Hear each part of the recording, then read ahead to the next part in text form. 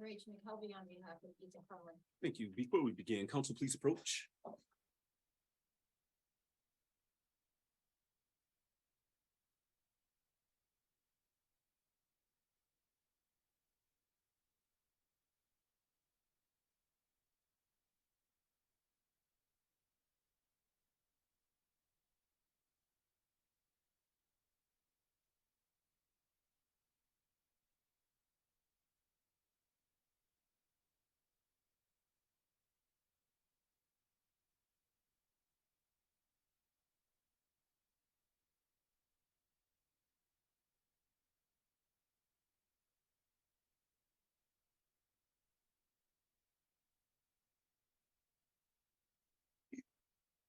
Thank you. With that, people, you may call your next witness. Thank you. People call Robert Catalyst.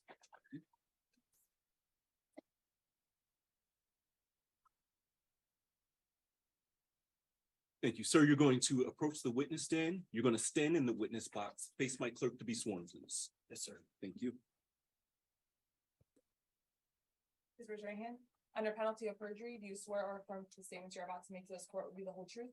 I do. Thank you. And sir, if you could, please state your full name for the record and spell your last name. Robert F. Cotelis Jr., Koteles. Thank you. Prosecutor, your witness.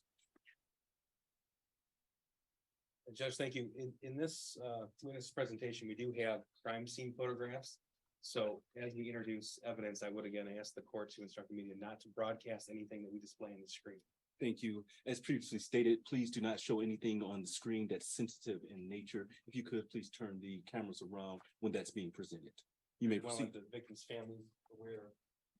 There will be some graphic photographs in this presentation as well. Thank you. And, Let them know before you.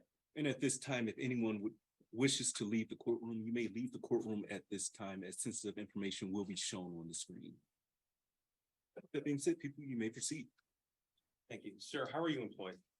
By the Oakland County Sheriff's Office. How long have you worked with the Oakland County Sheriff's Office? I'm in my 17th year of employment there. And what do you do there? My technical name is a forensic laboratory investigator leader, which is a vast array of supervision. I'm the latent print supervisor of 5 individuals. I also am the crime scene supervisor, which we have 7 people on that team. I'm also the crime scene response team supervisor, which I have 10 team members on that, along with an evidence technician program that I run that has over 100 technicians. So you're part of the crime scene investigation, would that be correct? That is correct. And sir, we're not going to go through all the qualifications because it is a Miller hearing, not a jury trial. But it's true that you've been qualified many times over in crime scene analysis. That is correct. How often do you conduct a crime scene analysis? How often is this part of your day-to-day? Not every day. The teams that I run do a lot of crime scene investigations that are out of my realm, but I've been a crime scene investigator for this is my 25th year, starting with Pontiac Police and with Oakland County Sheriff's Office, and I've done hundreds, if not thousands, of crime scenes throughout my career. I'd like to direct your attention to November the 30th, 2021. Do you remember that day? Yes, I do. Were you working? I was working in the office, yes. Okay. And were you the on-call crime scene supervisor in that day? Yes, I was. Do you remember being called to the Oxford High School that day? Yes, I do. Tell me where you were when you received that phone call. I was sitting in my office at 38 East, the sheriff's office, and my Captain Quisenberry informed me that I needed to respond to the Oxford High School. You responded there? Yes, I did. Tell us what you do, please. What are some of the steps you take when you process the scene?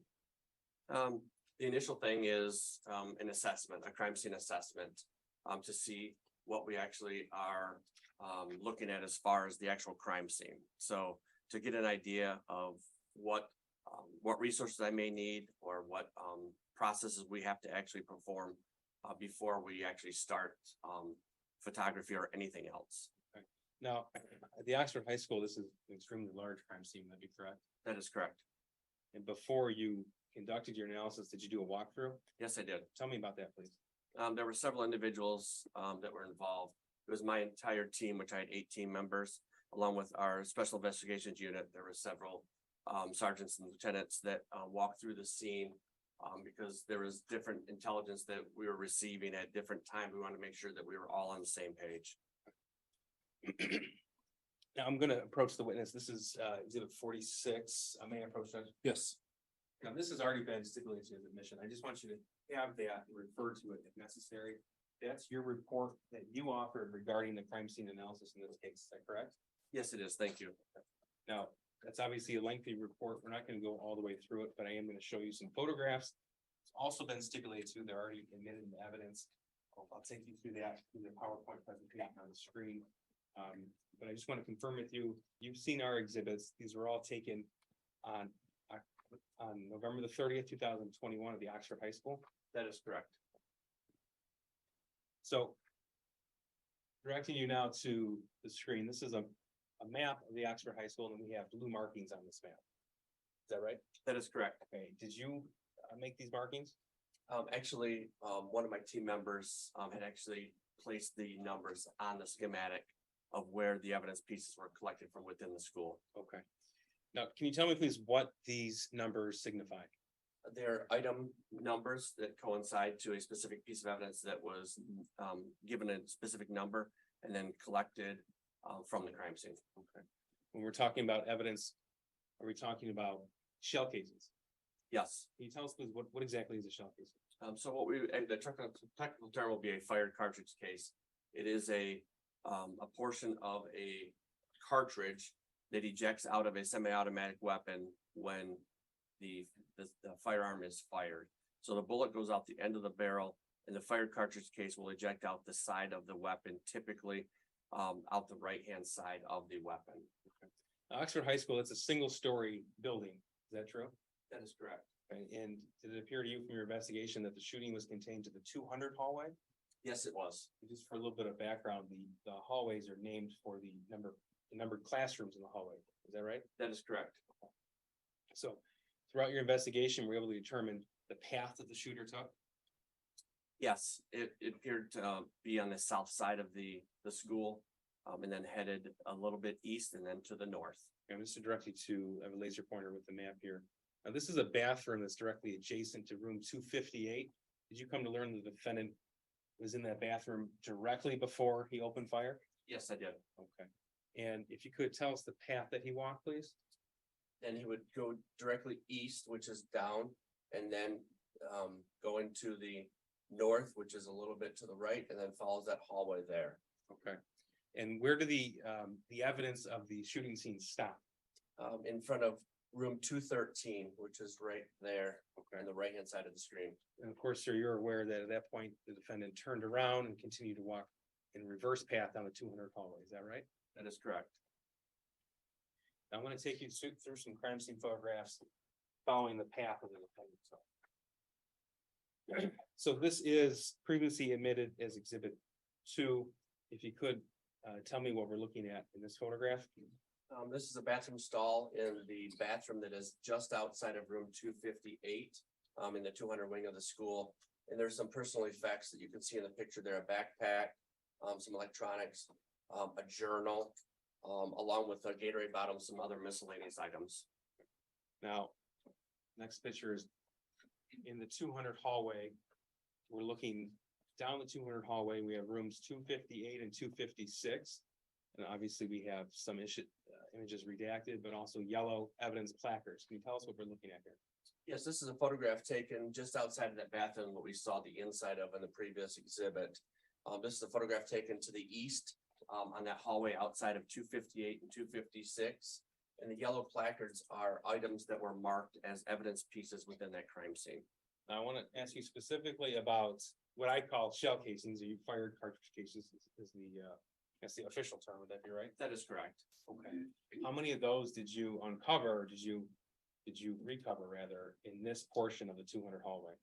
In front of, outside of 258, 256, there were 14 fire cartridge cases located. Okay, and sir, you told us that every time a semi-automatic handgun is fired, it ejects that cartridge case. That is correct. Okay, so that means he fired 14 times That is correct. in this area. Is that right? Yes.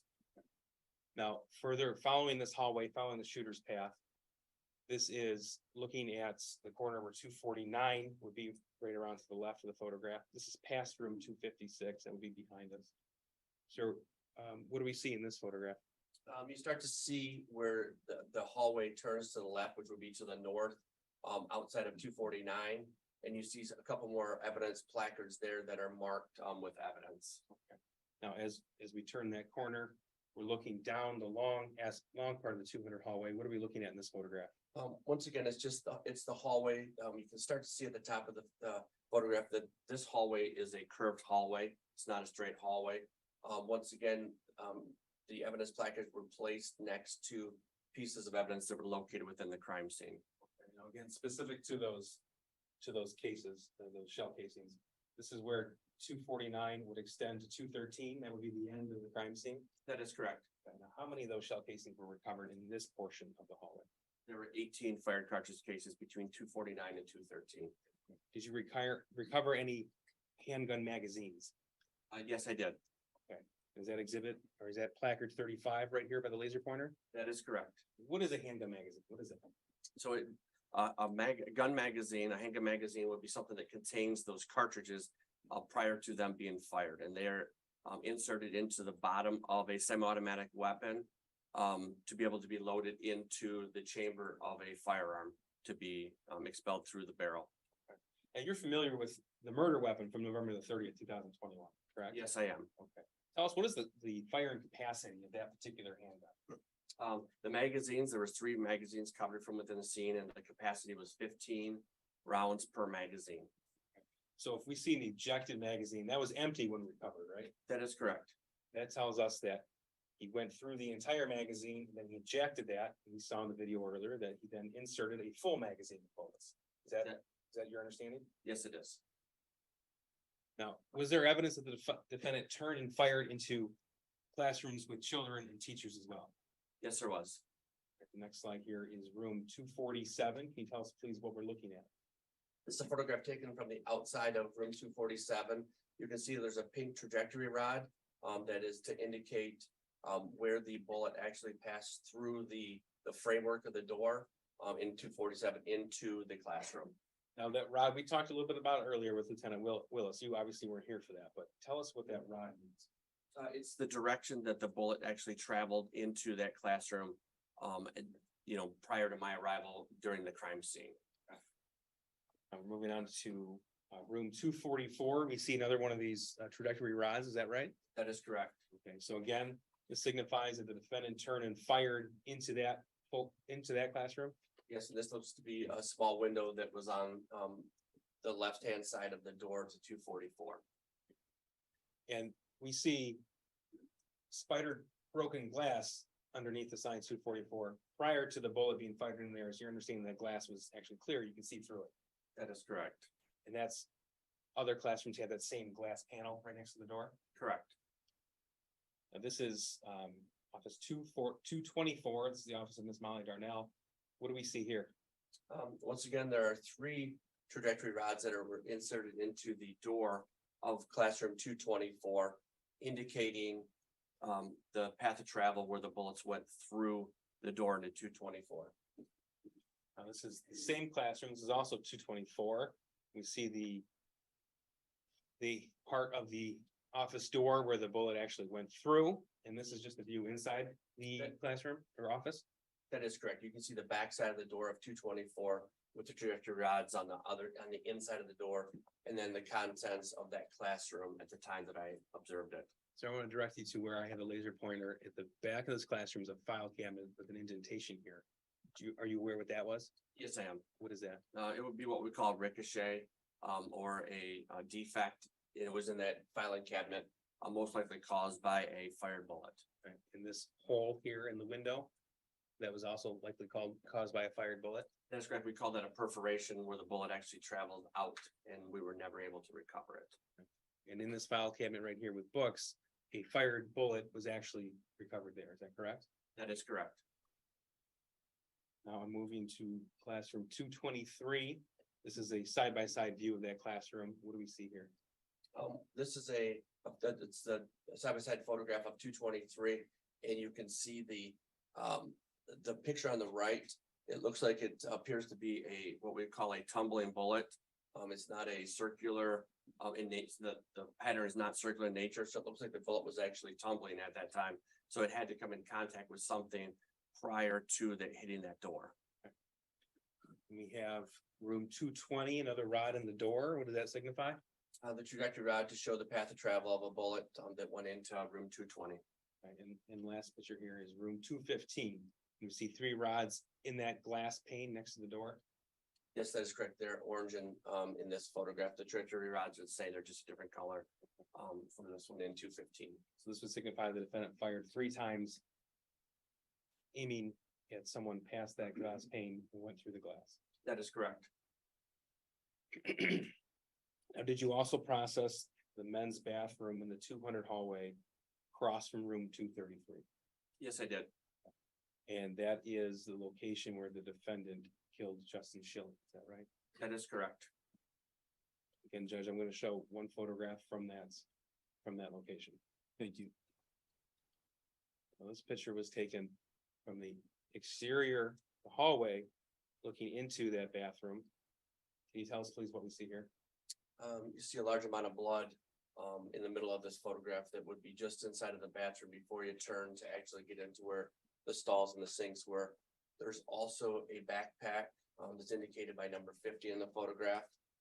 And then you can't really see it in the photograph, but there is some type of defect on the bathroom wall, most likely caused from a fired bullet. Okay, so from your investigation, you learned that the gun was fired 1 time.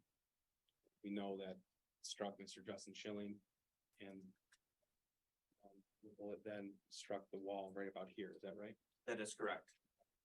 Now, the defendant, you're aware the defendant surrendered, and before he did, he placed his gun on a trash can outside the bathroom. Is that what this picture depicts? That is correct. Now, based upon your crime scene investigation, how many times did the defendant fire that gun on November the 30th, 2021?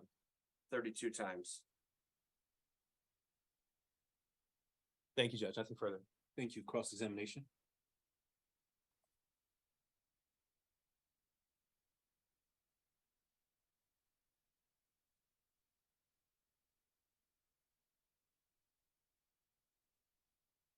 Other than the crime scene at the high school, were you involved in the search of the house?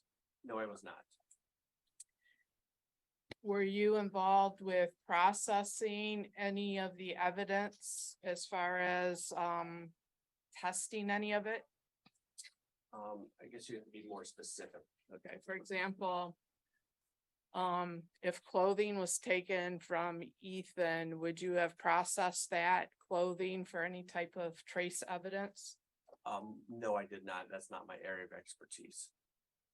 Would you have done any trace evidence analysis on the firearm?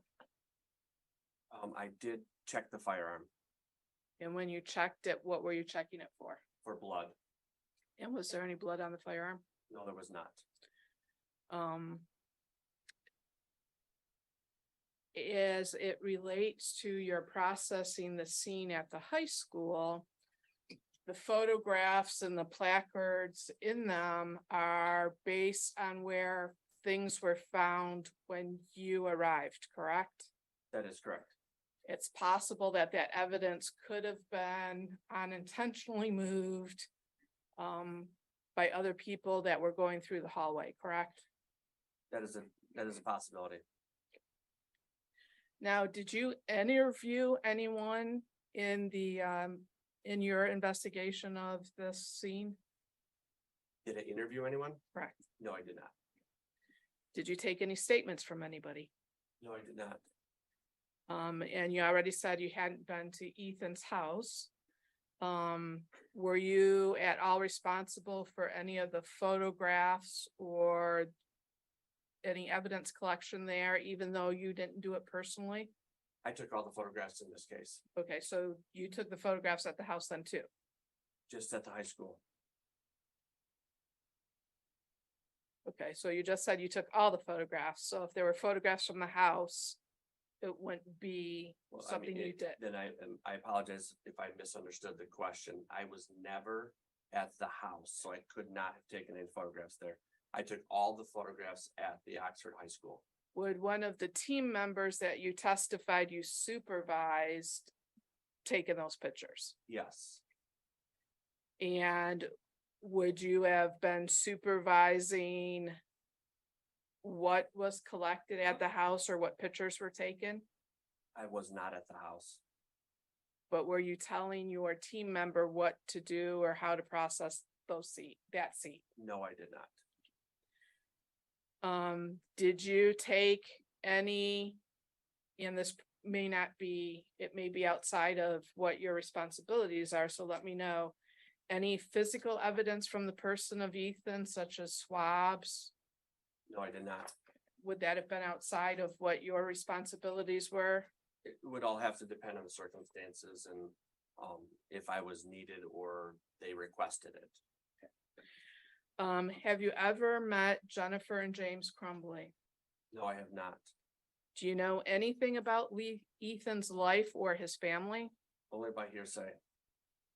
And by hearsay, would that have been from your team members or other law enforcement officials, or are you talking from like press reports?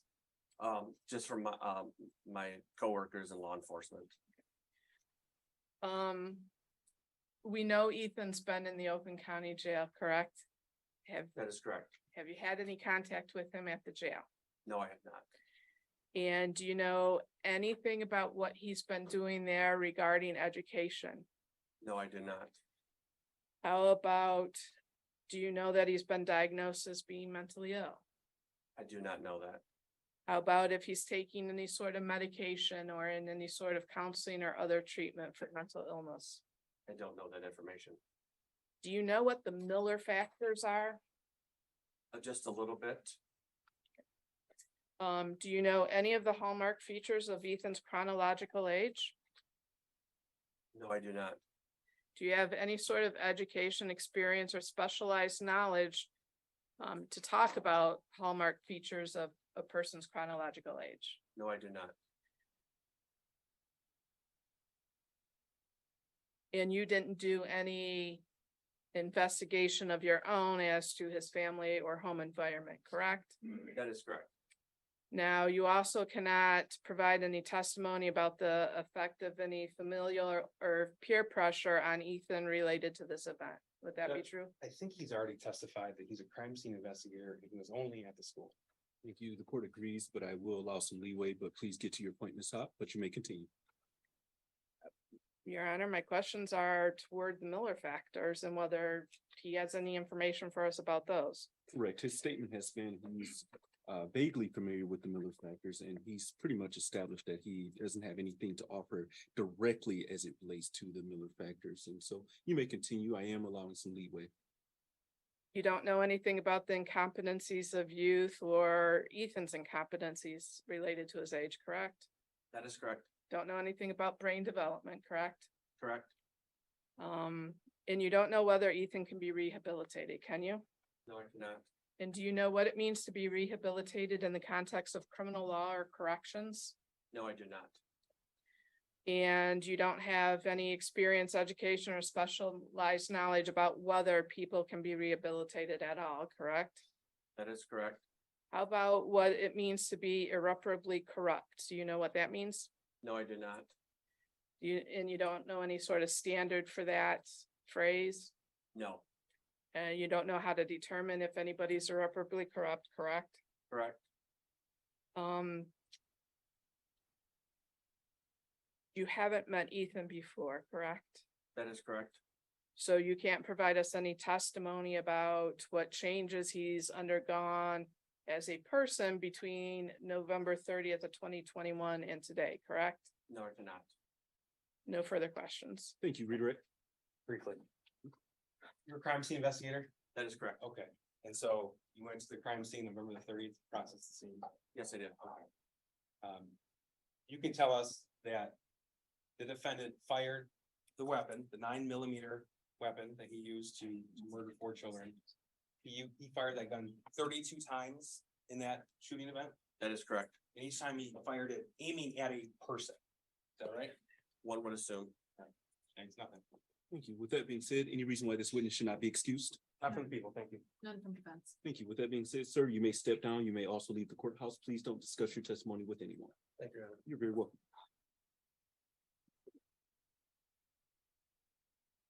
Okay, the next witness is Detective Edward Browski. Thank you. You may call your next witness. What was the next witness's name? Edward Browski, Detective Edward Browski. Thank you. Detective, if you could, please approach the witness box. Yes, sir. You're going to stand in the witness box. Face my clerk to be sworn, please. Yes, sir. Thank you. Raise your hand. Under penalty of perjury, do you swear or affirm that the statements you're about to make to this court will be the whole truth? Yes, ma'am. Thank you. Citizen. Thank you. And sir, if you could, please state your full name for the record and spell your last name. Edward Wagrowski, last name W-A-G-R-O-W-S-K-I. Thank you. People, your witness. Thank you. Sir, when you're ready, can you tell us how you're employed, please? With the Oakland County Sheriff's Office. Okay, what do you do at the sheriff's office? I'm a detective in the computer crimes unit, How long have you been with the computer crimes unit? 9 years. Tell us please what a detective in the computer crimes unit does on a day-to-day basis. We do everything, cell phone forensics. We're looking for evidence of crimes on phones, computers, call detail records, stuff like that. So is it fair to say that someone from the computer crimes unit would be responsible for the forensic examination of any cell phone seized? Yes, sir. Would that, would the task of reviewing search warrant returns from social media outlets, would that follow computer crimes, generally speaking? Yes, sir. And do you also have expertise in working certain surveillance systems, DVR systems, things of the like? Yes, sir. I want to direct your attention to November the 30th, 2020. Sir, do you remember that day? Yes. Were you working that day? Yes, I was. Do you recall getting a call about a shooting at the Oxford High School? I remember a captain coming in. So you were in the office and your captain notified you? Yeah, we were sitting down, getting ready to listen to a webinar on forensics, cell phone forensic stuff. And he came in and the phrase he used is, he said, there's been a shooting at the Oxford High School. And he said, all hands on deck. What's going through your head at that point? This isn't real. What'd you do? I'll be honest, in my job, we're people call us the computer nerds, and I thought, this isn't real, it's gonna be over by the time I get there. And so we always take our laptop wherever we go, and I grabbed my stuff and walked out to my car. I remember as I was pulling out of the parking lot, it became very real. I looked to my left out of the sheriff's office, 38 East, and the animal control and the medical examiners down at the far end. And there's two marked patrol units from another agency. They come around the corner and their lights and siren are going, and they're going very fast. And I remember thinking, they weren't from my agency. And I remember thinking, I knew where they were going. And I thought to myself, like, there's no way they're gonna take me to a place in my town that I work for. Do you remember the drive? Every minute of it, yeah. Tell me what you remember. I remember there was a lot of chatter on the radio, a lot. I was at 24 in Walton. I went up to Walton, turned right, and started heading north on 24. And it must have been 1 p.m. because I remember hearing say there was somebody in custody. But I kept driving, of course, lights the siren, and I remember coming up to the overpass where 75 comes off onto 24, and everything just seemed so, again, not real, but very real. And I saw one of our SWAT vehicles going across the bridge, and I thought, oh wow, and then the light was red right there, but nobody was moving. There was cars at the ramp supposed to be coming off, but nobody was moving. I couldn't figure out why I should be slowing down because there should be cross traffic. And as I go through the red light, I look to my right, and there's some agency patrol car. I don't know who it was. And then I just kept going up 24, Lapeer Road. everybody was filing in behind me. And my county vehicle, my detective vehicle is a white minivan, and, it's not like a patrol car. It handles different, it handles like a minivan does, not like a patrol car does. And I remember going the next traffic light past where the old palace used to be. I think it's Brown Road. And, I remember there's cars in both lanes, and the light was red. I remember thinking to myself, like, I gotta be safe, of course, and I gotta get around these cars, and the shoulders gravel. Like I picture it like it happened yesterday. And, I went off onto the shoulder of the road to get around the cars. And I felt down to the tires pulling towards the ditch. I felt it. And I go around the cars and keep going north on 24, and there's cars behind me. Patrol cars.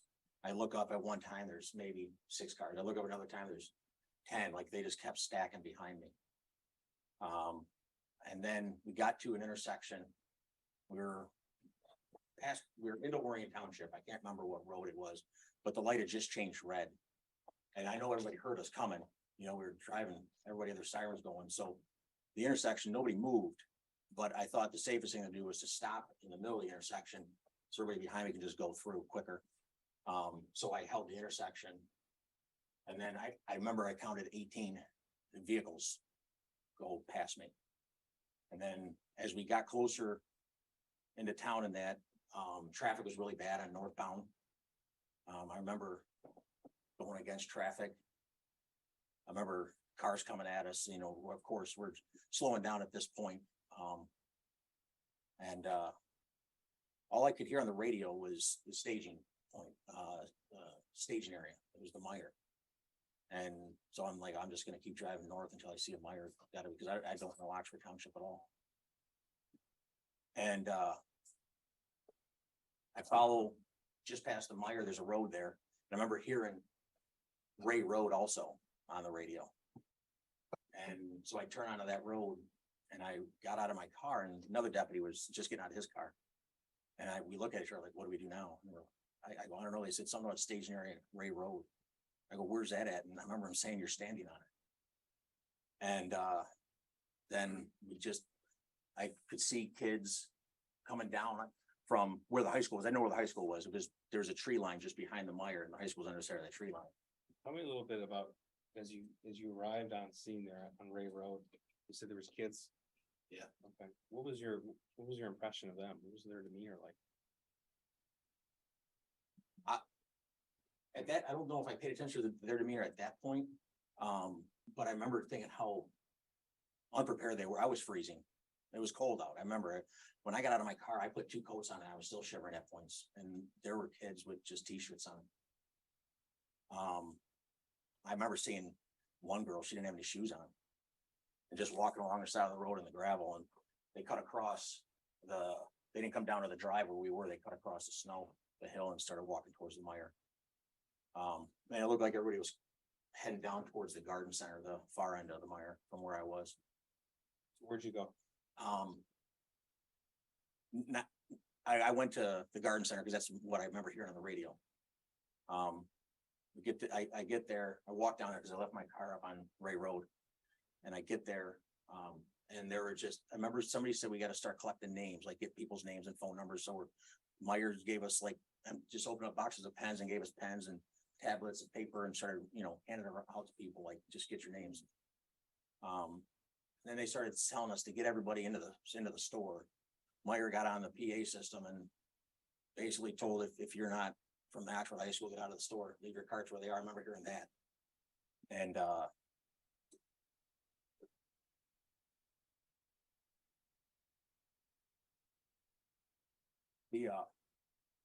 so then I remember seeing kids just standing around like they look like zombies almost, like they didn't know. And they were telling us to get everybody inside. And I remember putting my hand on a couple kids, like trying to direct them, like, come on in, trying to be sensitive to the traumatic event they just went through. I didn't want to force anybody. And I put my hand on a couple people, and they just stood there. They didn't move. A couple went into the school, or into the store, I'm sorry. But a lot of them just stood there, just staring. At some point did you see buses being dropped off or driven there? Yeah, I remember all of a sudden some school buses started coming around the corner and like in moments like that, like everything was I was just so hyper aware of everything. And I remember thinking to myself, like, that's just like really weird. Like, why are there school buses? Like, how did they get this buses that close to the school? And the stuff I was thinking about. And I remember seeing parents just standing there talking, hoping their kid. Parents were looking for their children. Yes, excuse me. Yeah, hoping that their kid got off the school buses that pulled up. I remember seeing a couple deputies. Their vans were empty, but that was another thing that struck me just absolutely crazy. There were deputies who were assigned to court services that showed up in transport vans to check because they have kids that go to the school. I mean, from the front of the court unit were there, narcotics unit, everybody was there. A detective, you were on at the Meyer staging area for how long? 10 or 15 minutes? Probably that long. Okay. And at some point, were you redirected to the high school? Yeah, Detective Jeff Enger, works in the computer crimes unit, had responded right to the school. We didn't follow each other up to the school or anything like that, so we got separated. And I was a little bit better at that time with, video systems, DVRs, that sort of thing. And he didn't want anything to get messed up, wanted another brain up there to help. And so he asked me to come into the school to help him. So then you went right to the high school in the main office area? Yes. Walk us through what happened as you pulled up to the school and walked inside. As I pulled up, there were cars everywhere. I remember having to drive over sidewalks to just get my car close to the school. One of our sergeants was standing at the door. Looking at the school, the door 1 is on your right side, door 2, and the office is behind the glass wall there. I walk in the door 2, and the sergeant standing there. He's just manning the door, I suppose. And I started asking people where the security office is, and somebody eventually walked me to the security office. I don't remember who it was. Who was in the security office? Their school security guy, Jim Lork, was there. Jeff Enger was there. Lieutenant Marsban, a guy from the DEA was there. I don't know his name. And Deputy Lewert was in there as well. What were you asked to do when you arrived?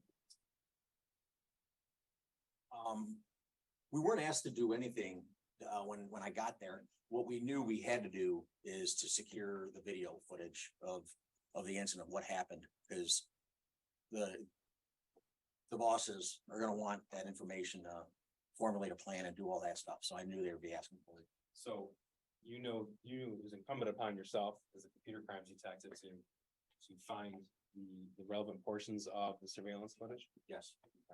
And Oxford High School has a number of surveillance cameras, is that right? So some point inside the school, some are exterior. Right. Okay. And was it over 90? I think that's the last. Yeah. Yeah. Well, yeah, at least 90. At least 90. So when you sat down, tell me what the security office looks like. I imagine it is a bank of a screen. Oh, it's really, I mean, it's no bigger than the maybe 3/4 size of the seating area you all are. We're looking at it. Jim Rourke, school security, had 2 monitors on his desk, and we're using that to look at, one set of cameras up on one screen and one set of cameras on the other screen. It wasn't like a bank of TVs and stuff like that. I remember having to go into a program and launch it and all that stuff. What was the first thing you did in your attempt to isolate and preserve that footage? We knew where the shooting started.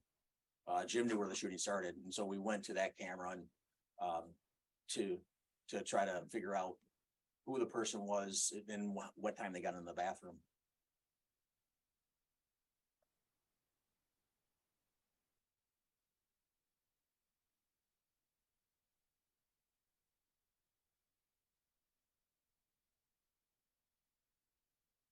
Detective, you know where the shooting started, and that was right outside 258, which is right here? Correct, yes. Okay, so with that information, tell us what you did in an attempt to find the perpetrator. We, at the point where it started, when the shooting started, we saw what the person was wearing. And then me and Jim just started backtracking. We were trying to find out what time he went into the bathroom. And I think it was 20 minutes trying to find him going in the bathroom, and we could never find a black coat, black knit cap going into the bathroom. Did you find out why? Yeah, we knew who the shooter was. Someone told us his name. And so we knew there was a time when he would have been on camera because he was leaving the school counseling office. So after realizing he was in the counseling office, we went all the way back to that time and just waited for him to come out of the school counseling office to see what he was wearing. So you're the individual responsible for putting together the shooting surveillance footage, is that right? Yes, sir. So did you put a number on how much time you've spent working with the surveillance footage itself? Lord, I can't put hours on it, but I can tell you the only phrase the video lives in my head. So you have a innate knowledge of what you've seen on there, and you were there on scene that day too, is that right? Yes. Did you actually walk through the school, follow the path of the shooter at some point? Yeah, the second day, I had to go back up there because at first you didn't get enough video. We need to know this, you know? And there was something that I think the undersheriff at the time wanted me to figure out from the video. So I go back up there, and I remember I asked Jim if we could go to where the shooting started, and because I want my eyes to see what the cameras are seeing, to really just like put myself in that moment, in that time, in that space to better understand everything. So if I could think of an analogy, it'd be sort of like an officer with a in-car recording system on the patrol car. You capture some of what that officer sees, but you don't catch the peripheral. Would that be an analogy there? Exactly, yeah. So with this knowledge that you have, tell me what you see when you that day, November the 30th, you're looking through the surveillance video, you're putting together when it started, where he came out of, and the victims are still being treated at this point, right? Yeah, I remember it was shortly after 1 p.m. I got there and I left. It was well after dark. So I don't know what time that was, how long I was there for. So tell us what you saw when you put that together. When we were reviewing the video at first, pulling the video. Sure.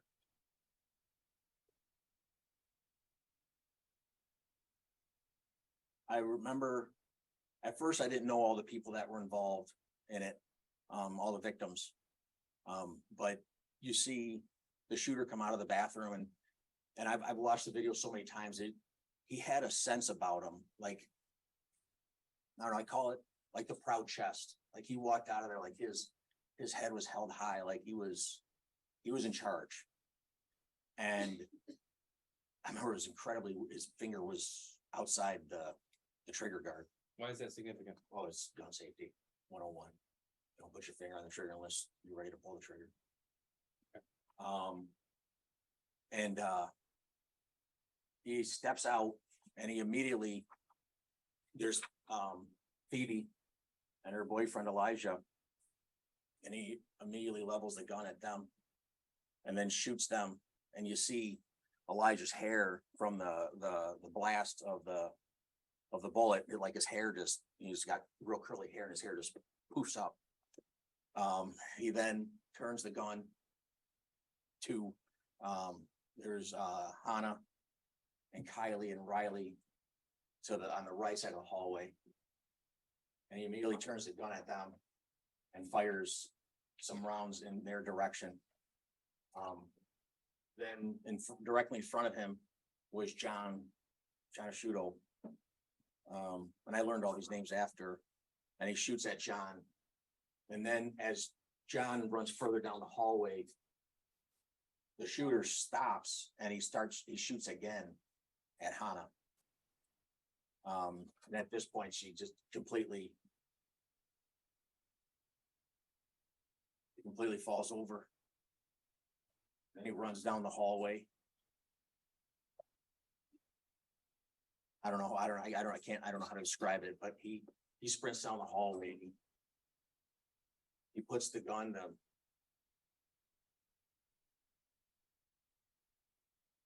Shoots Madison Baldwin. He puts the gun to Madison Baldwin's head. And you see, as he turns to walk away, her body just slumps to the ground. He rounds the corner by door 7, where some deputy had come in after. The sun coming through the window, the doors were so bright, you don't see him at first. And then he starts coming in the focus a little bit more, and when the sun dies down or whatever. And there were 2 girls, I don't know their names, but the one girl reaches, she was a smaller girl, a shorter girl, and she goes towards the classroom and she tries pulling the door open.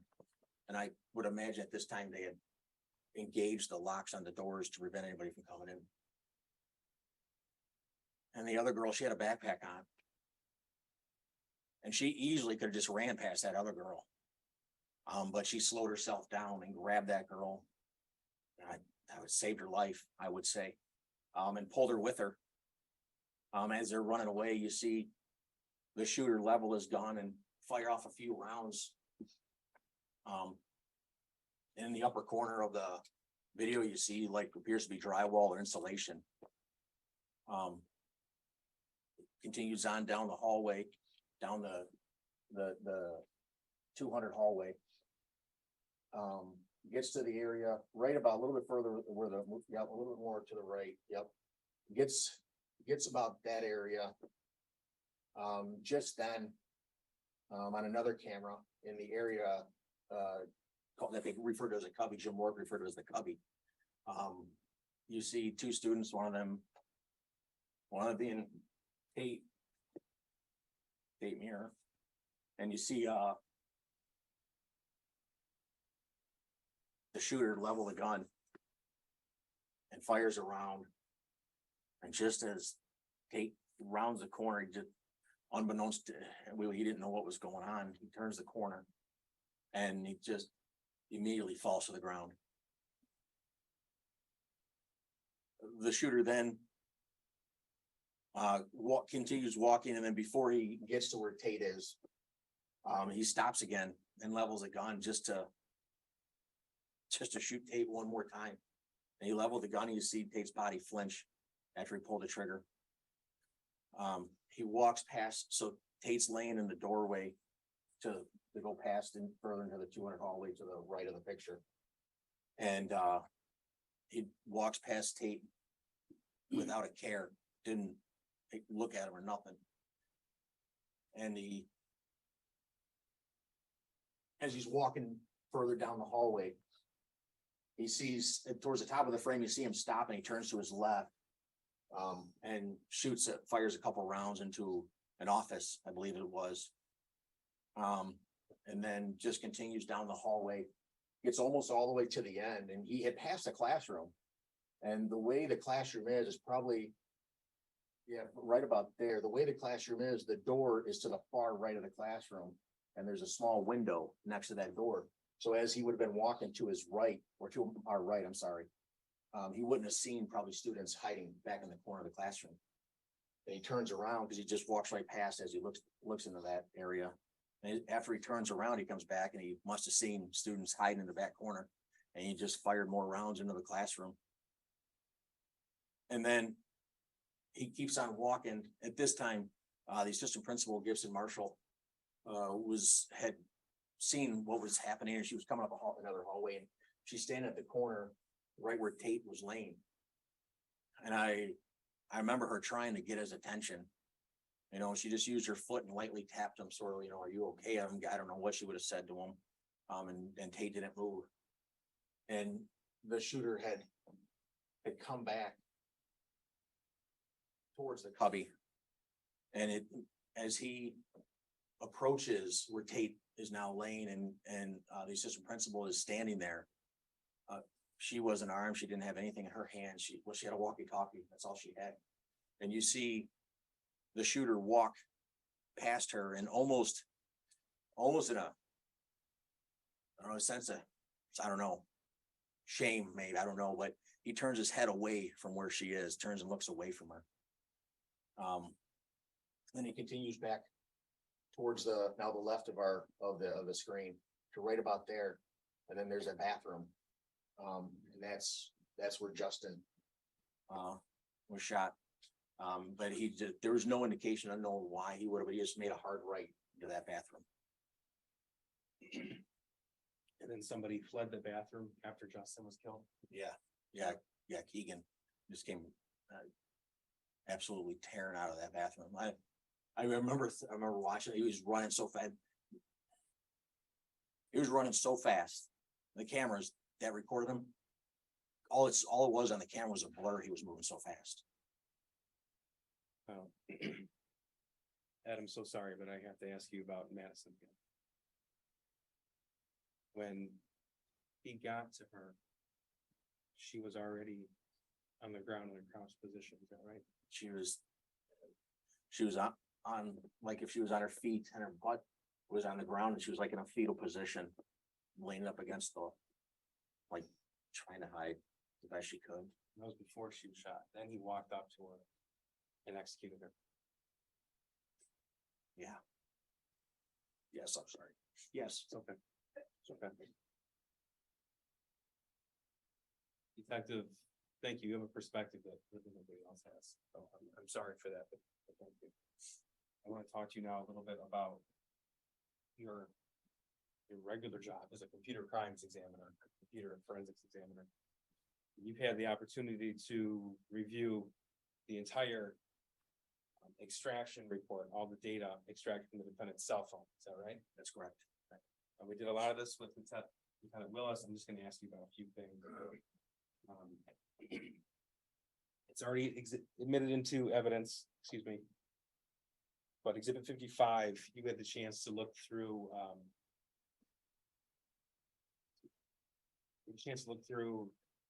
internet searches, all right? Yes. Tell me, please, item 1, November 30th, 2021, 8:34 AM. What did the defendant search on his phone? You search, what is the biggest high school in Michigan? This is November 30th, the day of the shooting, 8:30 in the morning. Yes. Okay, item 3. What did the defendant search? 8:11 in the morning. Also on the day of the shooting, it's the biggest high school shooting. 8:11 and 18 seconds on the day of the shooting. What did the defendant search on his phone? A search for a school shooting. The night before the shooting, November 29th, 2021, 9 PM. What did the defendant search? What school shooting happened in 2021? And everything in quotations, those are the words he typed out. Is that right? Yes, sir. Item 12, again, the night before the shooting, 8:49 PM. What did he search? What are signs to look out for a school shooter? What about item 32, 2 days before the shooting? Recent mass school shootings. Item 37, this is 1 week before the shooting. What did he search? Why was a Parkland High School shooting so popular? Item 60, we have a name redacted. It's the name of a different school shooter from a different state. November 18th, 2021. What did he search? What gun did someone use in STEM school shooting? This is a week and a half before the shooting. November 18th, yes. Item 75. What did he search? Again, on November 18th, he searched Colorado school shooting. Item 79 on November the 12th, 2021. What did he search? Which school shooter listened to Come and Get You? November, and that's 18 days before the shooting. 18 days. November the 9th, 2021. Item 136. What did he search? Have there been any school shootings in Michigan? November the 9th, 2021. Item 151. What did he search? He searches Florida school shooting. What about November the 8th, 2021? Item 152. He searched how old was, That's the name of a different school shooter. yes, when he shot the school. What about item 156, November the 7th, 2021? He searched Douglas High School shooting. This is weeks before the shooting. This is 23 days. Item 160, what did he search? Again, on November 7th, how many school shootings in Michigan? The last 3. Item 164 from November the sixth, 2021. What did you write? What was the most deadly school shooting? Item 172, Sandy Hook school shooting movie. item 173. Who was the youngest school shooter? And those were all from November the sixth, 2021. Yes, sir.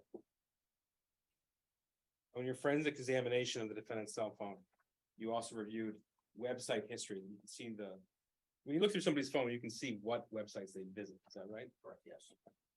And we're not gonna name this particular website. But did you uncover evidence the defendant visited one website in particular that depicts extremely graphic real-life videos? Yes, sir. And you're aware of the incident in the Oakland County Jail with the courtroom tablet? Is that true? Yes, sir. Did you find evidence that he had visited that website before the school shooting? The same website that he visited while he was locked up in Oakland County Jail? Yes, there was. Can you give us a number on how many times he visited that website just in the month before the shooting? I believe it was in the 20s.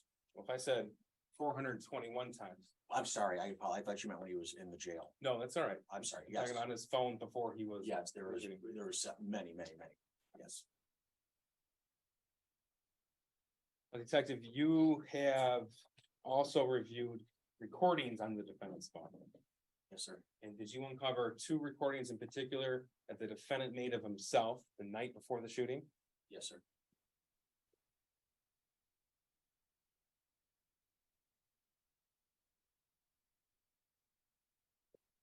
Going to play exhibits 56 and 57. Exhibit 56 is a longer recording.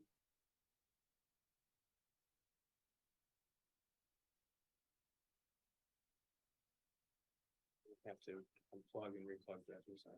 Not an issue.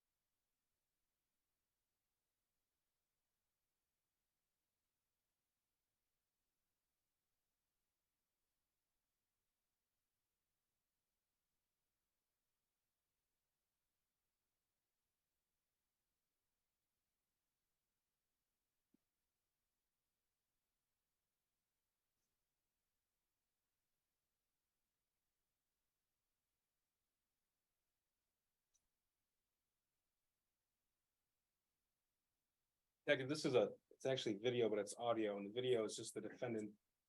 He's pointing the camera or the phone at his feet. Is that correct? Yeah, you see the tops of his feet. Okay, in the interest of time, I'm just gonna play the audio for you, okay? And after, just confirm that that's what you found. November 29th, 2021.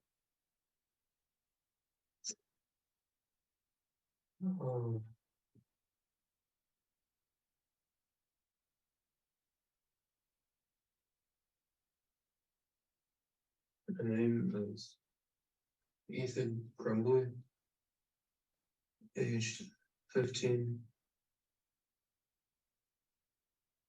And I'm gonna be the next school shooter.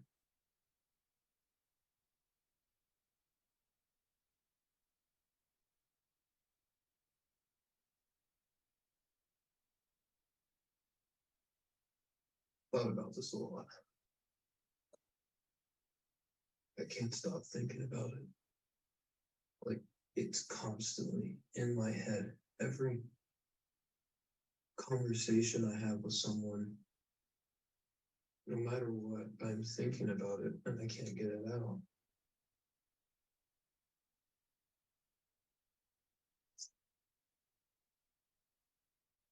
Currently, November 29th, 2021, 10:05 p.m.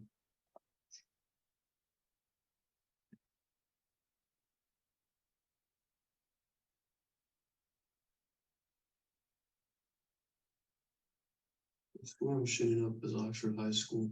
I'm in 10th grade there. I've always been fascinated like guns when I was a kid. I always wanted to join the forces, and SWAT when I was in third grade, Navy SEALs when I was in fourth, Marines, fifth or seventh, Army, Rangers. I never thought of a career. I never had motivation.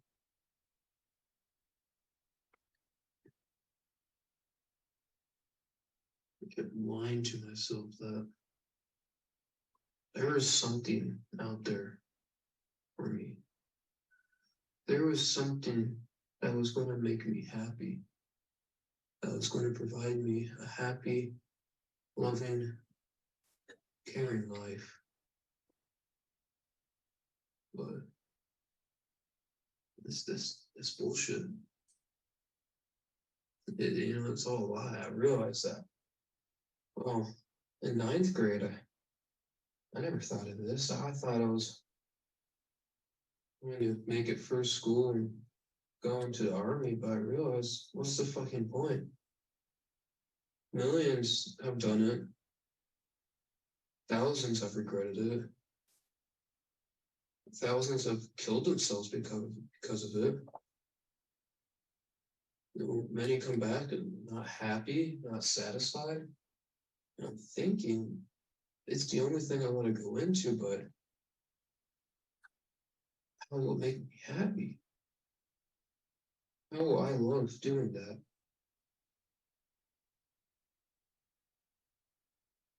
How will I love?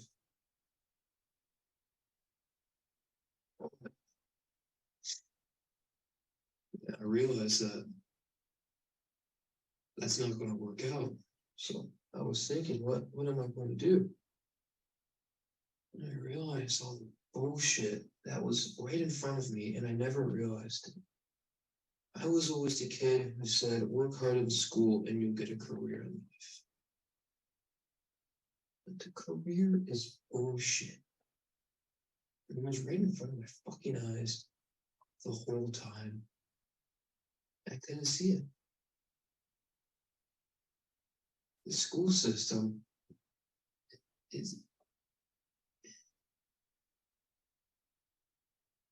their main goal is to put youth just born into this world to learn. And they actually learn fucking good. They learn K through 5. They learn useful stuff. Stuff about the world that teaches them not how the world is, but how it should be and how they want it to act be. The teachers brainwash them into what they think is right, and their minds are so underdeveloped that the adults just take advantage of it. And they say that that's too good for humanity. And when you get into middle school, that's even more useless. It's just an excuse to wait till the kids grow up. They're wasting years of their life learning knowledge they're most likely never going to do unless they become a Nobel Prize scientist or mathematician, or the fucking founder of a multi-million-dollar environment club. And they're brainwashed. They're teaching a working class into this world.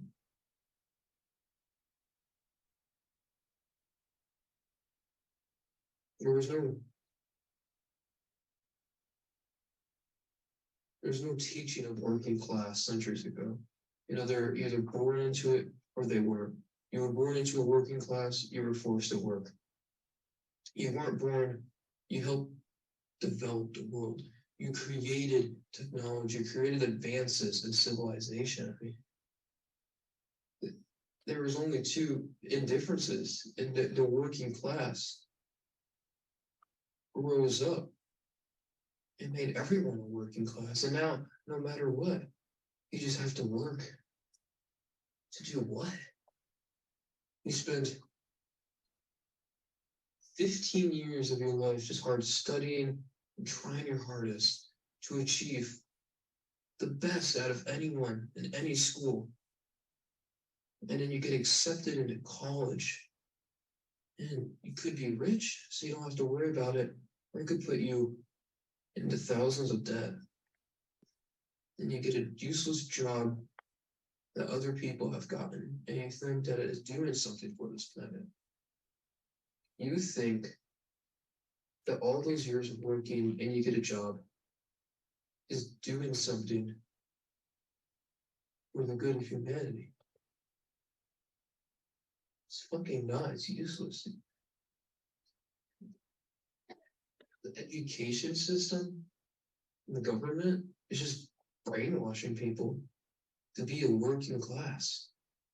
They're all brainwashing them just to fucking work and keep society how it is, but people want to go a different direction. They don't want to. They want to work, but they. See, that's where I don't fucking understand it. I'm not dumb enough to fully understand their capabilities. I'm not as dumb as them, so I can't understand. But they want to revolt and became a new class education system that just weakens everything. They want to fucking keep the innocence of everyone. They want to make sure that monsters are a thing. They're offended of a horror movie. They want to take away what this world is. In this world, it's not heaven. There is no heaven. There is no God. There is no Satan. There is no hell. But the world is hell in its own way. People don't think of it. You think as hell is the bottom, earth is the middle, and heaven is the top. But in reality, the earth is just hell. It's always been that, and people want to just forget it. They want to just take away what already is. It's stupid. Taking action. People go and protest, fucking take away guns or make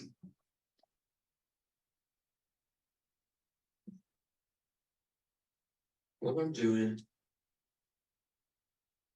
I believe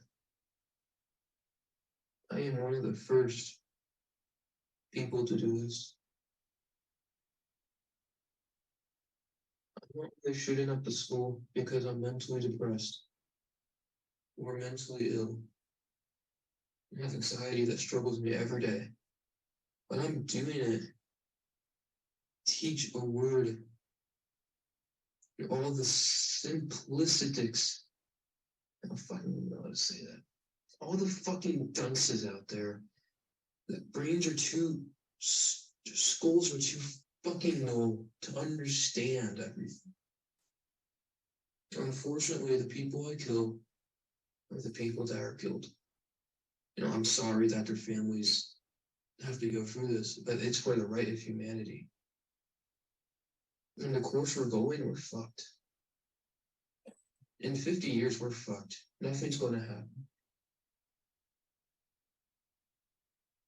Democrats and the Republicans are just going to fight, and fight. And people are keep going to take sides and sides and sides. And some people are going to stick out and say they're the big brainers who don't think of it, but really they're the main problems. And it's just leading to a collapse. The world worked so hard for thousands and thousands of years.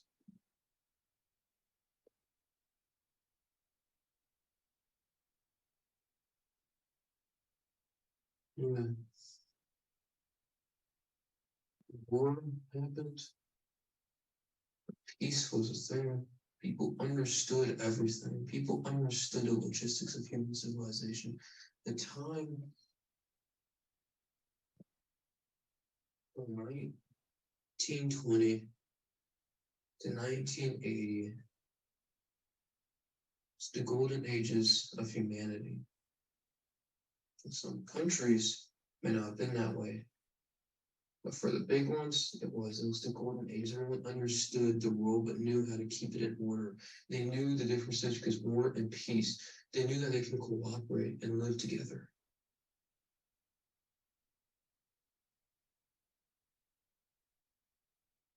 You know, people are just taking that away. What I'm doing is an act to show people are taking it away, and I'm trying to preserve it. To show that no one is safe, no matter how hard they work. Your protests aren't going to do anything. They're just words, they're not actions. No one would care if I go up to the school and shout a sign, "Aren't you innocent? Bring back the equality between violence and peace."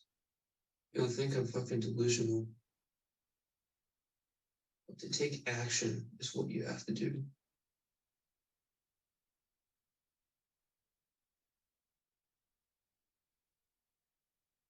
Action is the only thing out of humanity that has made us this far, has brought us this far into civilization. And society is collapsed. Civilization is no more. People don't see it, but we're on the brink of downfall. And not just a break, but the beginning. The end, basically. Everyone is born, works hard, and thinks that everything's going to be the same for hundreds of years. The technology will advance and that's it. But that's not how it happens.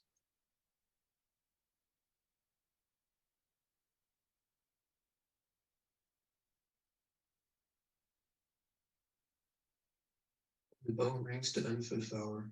Tomorrow, October 30th, November 30th, 2021. Into to the dividend between the boys and the girls' bathroom. With my black jacket on, and I will walk behind someone, and I will shoot a bullet in their skull.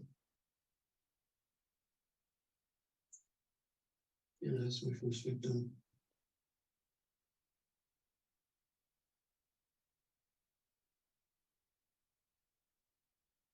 I'm going to open fire on everyone in that hallway. The hallways are too jam-packed.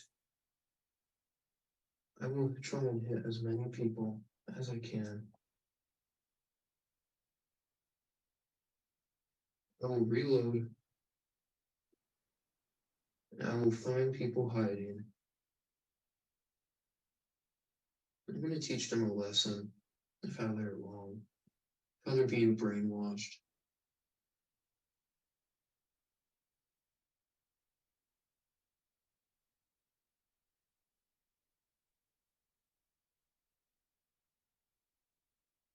I understand that I'm going to prison for this. Michigan doesn't have a death penalty. I mean, as funny as it may seem, I'm going to kill other people. I do not want to die. I realize how valuable life is. And I realize I broke the code of what's happening. I broke the code. I realize what is actually happening. And these people, they don't have the capabilities of understanding it. And so I'm going to teach the entire nation and the world of what's happening and how we're on the brink of downfall.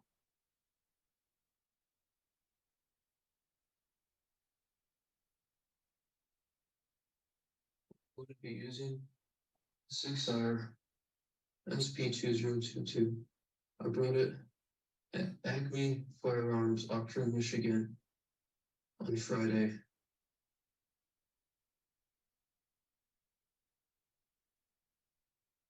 It is a 9mm pistol. It takes 15 plus 1 ammo capacity. I have 3 magazines for it.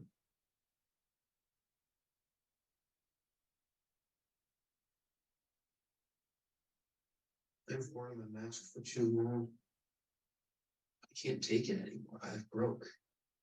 I've fought it for years and for years, lying to myself over and over again.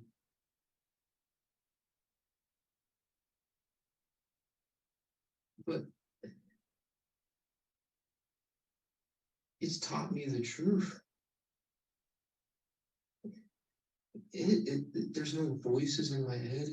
The voices are me. I am the voices. I am arguing with myself back and forth. I have three constant voices, and then there's me physically.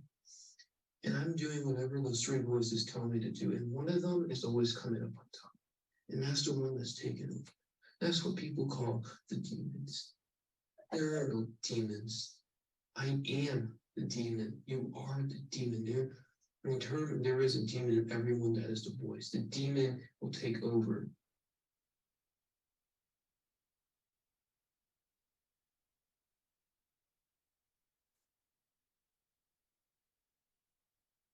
There's nothing I can do about it.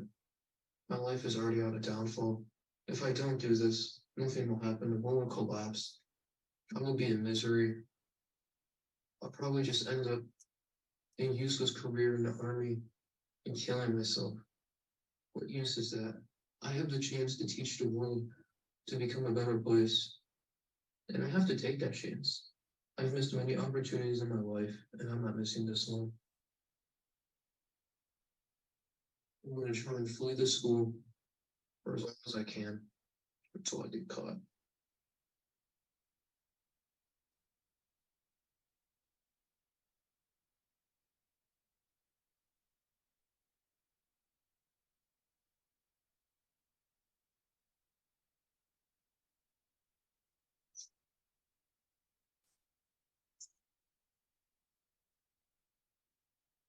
Out of There's so many people who think they're going to live a life, and go to college, have a great career, get a family, grow old, die happily. But they don't know that once in a day, we're going to die, and their lives are going to be changed forever. I understand my consequences. I understand that people put me in prison for this. I've already said goodbye to everything. I went through all the phases. I'm surprised I even do it today.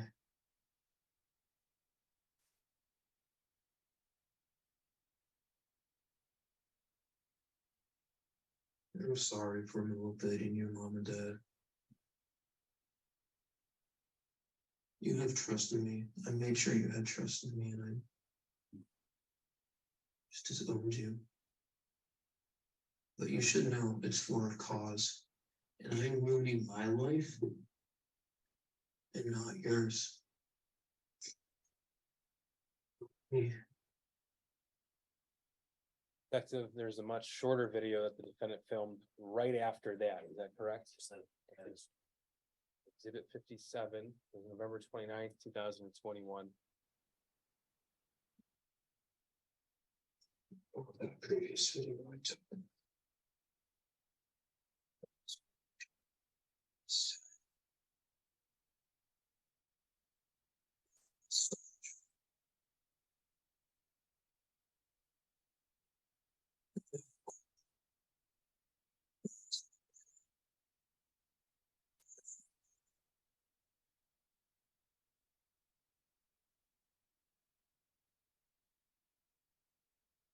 I have no additional questions for this witness. Could counsel approach? Yes. Regarding timing. Yes.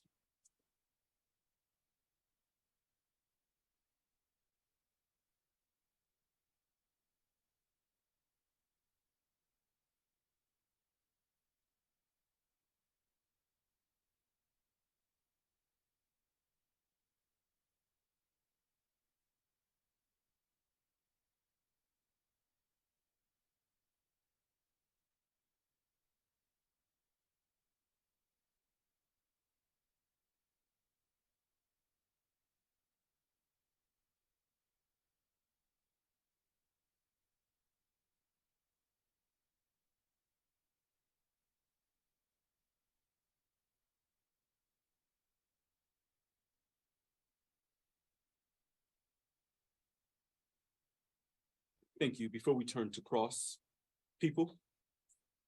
Is there a request? Yes, Your Honor, we have one additional witness for today. Molly Darnell, who's a teacher in the school that day. I very much would not like to ask her to come back tomorrow. She's been waiting. It's, as you know, it's very traumatic.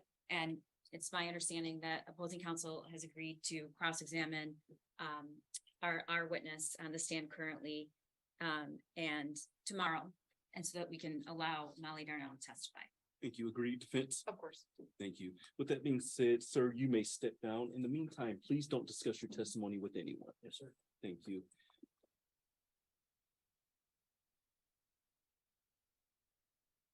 That being said, there was a request to take about a 5-minute break. With that being said, we're gonna have the defendants, the deputies take the defendant back downstairs. As everyone in the courtroom could please remain seated until he has exited the courtroom.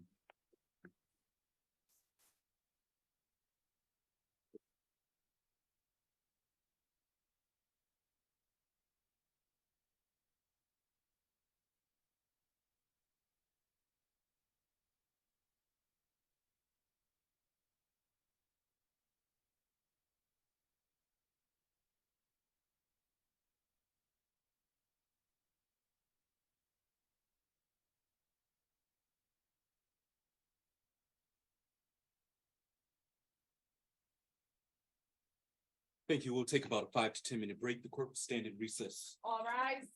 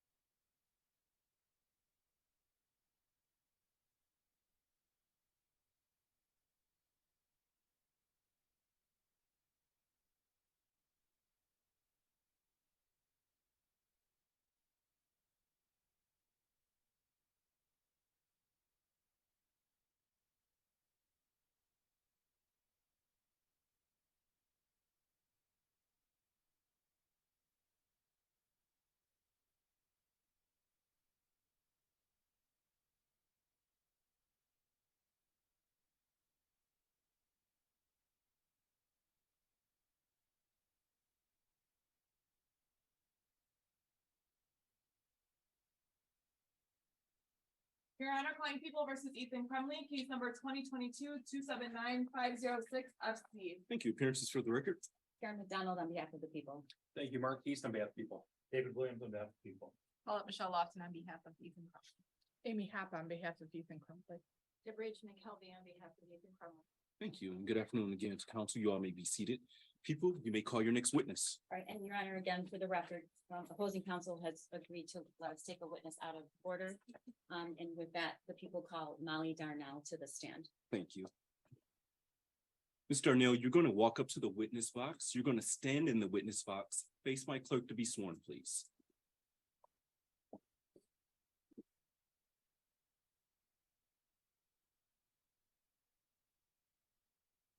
Please raise your right hand. Under penalty of perjury, do you swear or affirm the statements you're about to make to this court will be the whole truth? I do. Thank you. Thank you. And good afternoon, ma'am. If you could, please state your full name for the record and spell your last name. Molly Darnell, Darnell. Thank you. We are a video recorded courtroom, so if you could, please keep your voice up for me so we can make sure that you're captured by our video recording. And please speak like you're speaking to someone at the very back of the courtroom, okay? I got it. Thank you. Thank People, you. your witness. Good afternoon. May I call you Molly? You can. All right. Molly, can you tell the court what you do for a living? I'm an educator for Oxford schools. And how long have you been an educator for Oxford schools? I started with Oxford in the fall of '98, So like since you've become a teacher? since I became a teacher. Okay. You've spent your whole career at Oxford schools. Correct. And what is your current title at Oxford schools? I am a middle school mentor for Oxford Virtual Academy. So you are not in the physical classroom, you're teaching virtual school. Correct. Okay. Is that the position you held on November 30th, 2021? That is not the position I held on What- November 30th. Can you tell the court what position you were in on that day? Yeah, so on November 30th, I was the International Baccalaureate Coordinator, ELA coach. So you weren't teaching a No, curriculum I was, to kids? Per the contract, I was a teacher, but I worked with teachers on curriculum and instruction. Okay, and for the bulk of your career, were you a classroom teacher? Yes. And can you tell the court why you became a teacher? I find joy in helping kids find their passion or, that's why Safe to say you love kids. I do. Okay, you always taught high school? I started off with middle school and then I moved to high school. And I was high school most of my career and I am back to middle school again. Molly, I'm gonna ask you to direct your attention to the screen to the right. That is a map of Oxford High School, correct? Correct. And you had a classroom, but it was really an office, correct? Yeah, it was an office space that I shared with two other individuals who we did our jobs together. We were like a team. And was that intended to be for the whole 2021-22 school year? Correct. Okay. And what was your room number? I was in, so you see where 222 is? I was just to the left. So just where the Yep. pointer is? Yep, it was 224. Okay. And what is a typical day in November of 2021 for you? So on that particular morning, we were planning some professional development for teachers. I had a meeting with admin and I was working with the media specialist on getting a few things in order for our PD the next day. Okay, so safe to say you weren't operating on a regular class schedule with passing time and Correct. you didn't necessarily have to recognize the time a class starts or ends. Correct. Okay, and so were you typically in the hallway during passing time? I might go outside to just, check things out or have a chat with the teacher if I needed to. But I never used the restroom because that was teachers' times during that 8 minutes to ensure that they were using the restroom. All right. Around 1:50 that afternoon, do you know, or can you remember what hour or what was going on in the school for kids that day? I'm sorry, 12:50. 12:50. That would have been, I believe, during our lunch. during the lunches. And we're talking about specifically on November 30th. Yes. Okay, so specifically on November 30th, yeah, it would have been in between would have been in between the lunches. So it was passing time. Correct. Okay. And do you remember what you were doing? Were you in the hall for passing time or were you in your classroom? No, I had a student who I had in the fall of 2020 come in and have a little chat with me. She had left and I moved to my computer to check an email. Okay. I'm going and- to stop you because you're going to talk about the layout of your office, Okay. correct? And I'm yes. going to show you a picture of that layout. Is that your classroom? That is my classroom Okay. or my office. Yes. The I'm office. sorry, your yes, office, but was housed in a classroom. Yes. When you said you were checking your email, where in this picture would you be doing that? My desk was straight ahead. Yep, right there where the go over one. Sorry. The other way. The other way. Yep. You can see my little laptop sitting right there. Okay. And when you went to check your email, was your door open or closed? It was open. Okay. And at some point, did you notice anything unusual? Yeah, suddenly I noticed a rush of students running past my door. Almost like they were like arms extended. There seemed to be like a hype about it or a tone about it that left me concerned. Had you ever seen that before? Not like that, that quick movement, no. Not like that, no. Okay. What did you suspect might be happening? My assumption was, there might have been a fight or like somewhere there was something going on and so I, got up from I grabbed the phone to call the office. It was immediately, went to, voicemail, and I ran out my door. So you ran to the door. Yeah, I ran outside of the door Okay, at so that point in Now time. you're in the hallway. Correct. And what do you see? So I'm probably the hallway is a little bit of a, yeah, like a U shape almost, right? So see how it comes out. So I run out. I'm about midway through 222 and I can see, yeah, probably right there. And I can see students exiting out of door 4. All the way down the hall. Correct. Okay. Were there still a lot of kids in the hallway? There was no one else in the hallway that I saw at the time. Did you find that strange? Yeah, I couldn't really wrap my head around what was happening. Okay. At some point, did you become alarmed? I head back into my classroom immediately or back into the office immediately. And I'm like, okay, could it be a prank? Is there something happening in the parking lot? And that's when an announcement came on that we were headed into lockdown, that it was not a drill. And there was doors slamming and the sound of pops. So the announcement, who was on the loudspeaker? Steve Wolf, And who's that? the principal, at the time he was the principal of Oxford High School. And did you know him well at the time? I did. And did you notice anything about his voice? There was an urgency to his voice, but there was also an intention to remain calm. And after you heard it was a lockdown, what did you hear, if anything, next?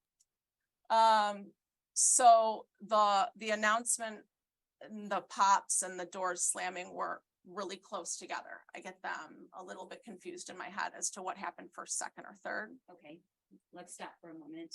When you say there were pops, what did those sound like? What was that? Did it resemble any other sound? It could have been a locker door slamming. Okay. Like several locker doors slamming in a row. And what did you think? We weren't using lockers at the time. Because of the announcement, I knew I had to go into lockdown. And when you say go into lockdown, what does that mean that you're supposed to do?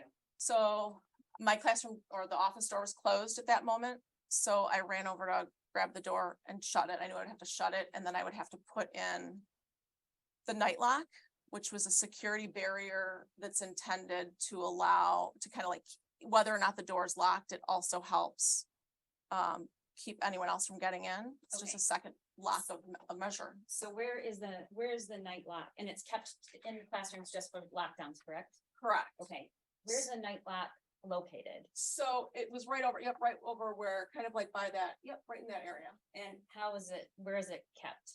It's kept in a little plastic box on the side of the wall. And is it locked or can anyone, Anyone can open it. and is this in every classroom in Oxford High School? To my knowledge, yes. Do all the kids know what a night lock is? Are they taught what a night lock is? I know that we have done multiple drills before. I assume that kids know how to use it. I was not in the classroom when those were installed. Okay. Who taught you how to use it? We had a staff professional development when we, like on a Wednesday morning, and we all learned how to do it. Okay. How close in time did you learn how to use the night lock to November 30th, 2021? Was it over a year? Was it It 6 was months? before COVID. Okay. So your door is now shut, but you need to install the night lock, which prevents anybody from getting into the door without the master key, correct? Yeah, I think there's some way to get Some in. device. Yes, Other than that, you'd have to take the casing pretty much off the door, correct? yes. Okay. So tell me what you did. So I reached for the night lock.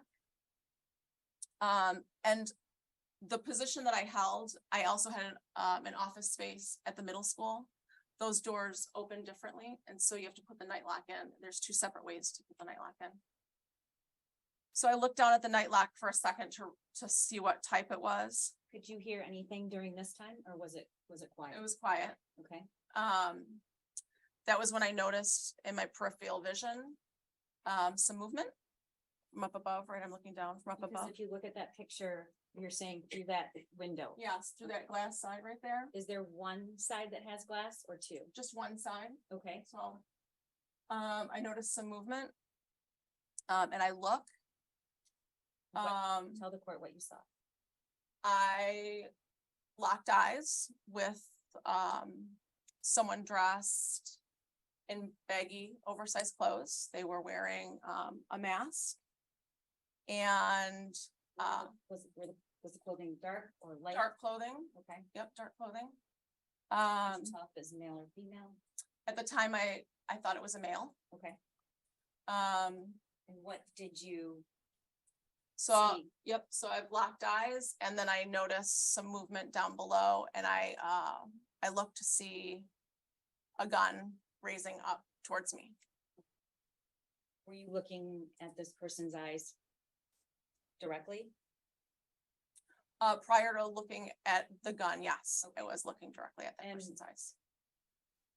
Is there anything or any words you could use to describe that?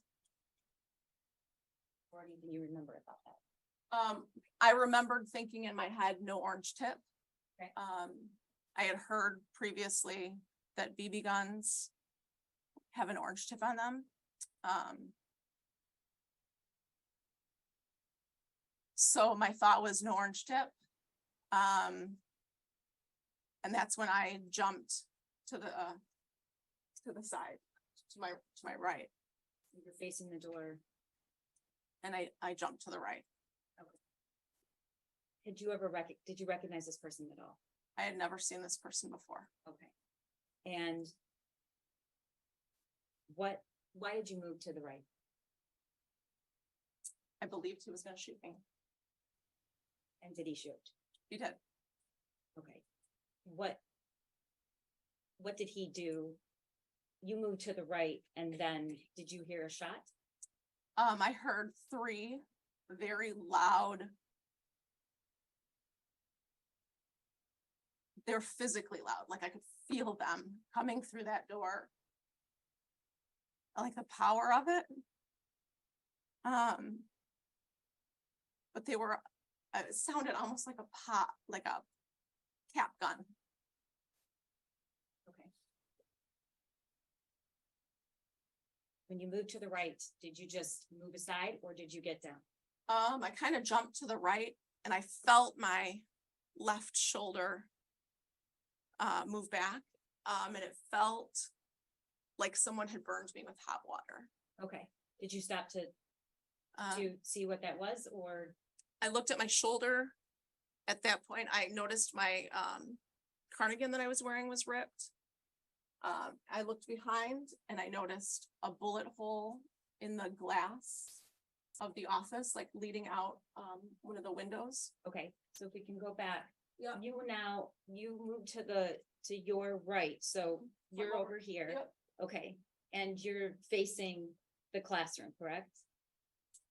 Your Yeah, back I'm is to the- still facing the wall. Okay. Right, so if there was no wall there, I would be looking at the hallway. Okay, and at some point you turn around and you see what? I mean, I just turn around, you can see that bullet hole in the window up there. I noticed that, and I remembered thinking in my head, a BB gun couldn't do that. So Okay. What's through that window? that's the courtyard. Okay. What did you do next, Molly? Were you standing or were you sitting? I was standing. I have to ask you something. Was the night lock in your door at this point? No, Where was it? it was in my hand. Okay. At that point in time, I knew I needed to barricade my door. I was afraid to go back towards the door. So I grabbed one of those long filing cabinets Mhm. and tried to pull it back. Realized it was too heavy for me. Where was the filing cabinet? So right next to that door, there was a mini fridge. Mhm. Then there was a filing cabinet, and then there was a cart. Okay. Now, there is something barricading the door partially.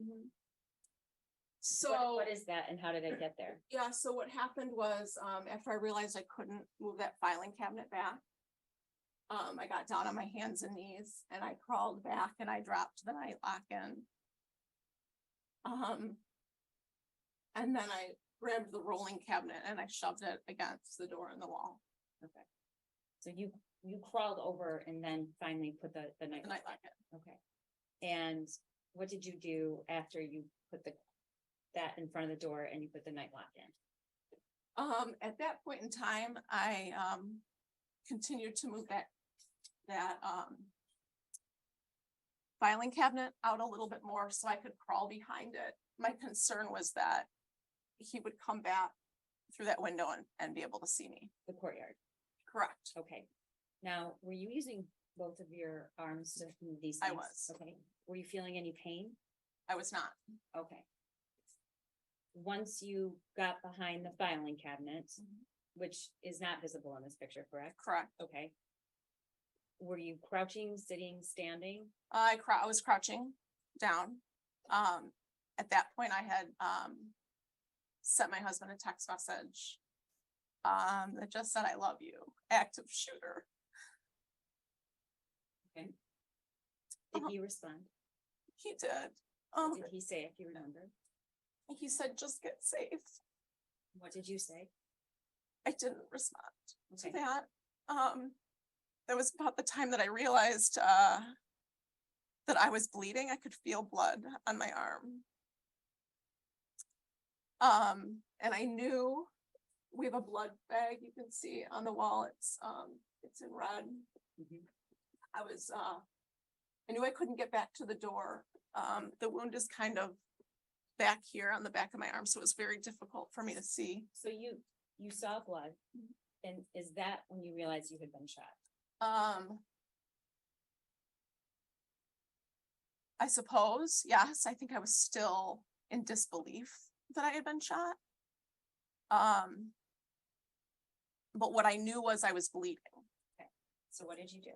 I removed my cardigan and I used it to tie a tourniquet above, the wound. And who taught you how to do that? We've had training videos on how to pack a wound and treat a wound. Could you see the wound at this point? No, I still had on, another shirt underneath my cardigan. It was just blood stained. Okay. After you made the tourniquet, Molly, what did you do next? So that was when I started receiving text messages. Do you remember who you received the text message from? So the first one was, the ELA department, who I work with, said, I'm hearing active shooter. And I responded, I saw one. And left it at that.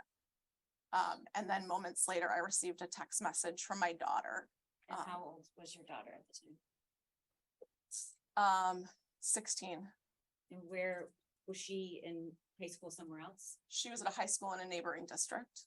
What did her text say, Molly? She asked if I was okay, that they were hearing things. And what did you respond? I said, I'm safe. I've sheltered in place and I love you. You did not tell her you've been shot. I did not. And why not? Was trying to protect her.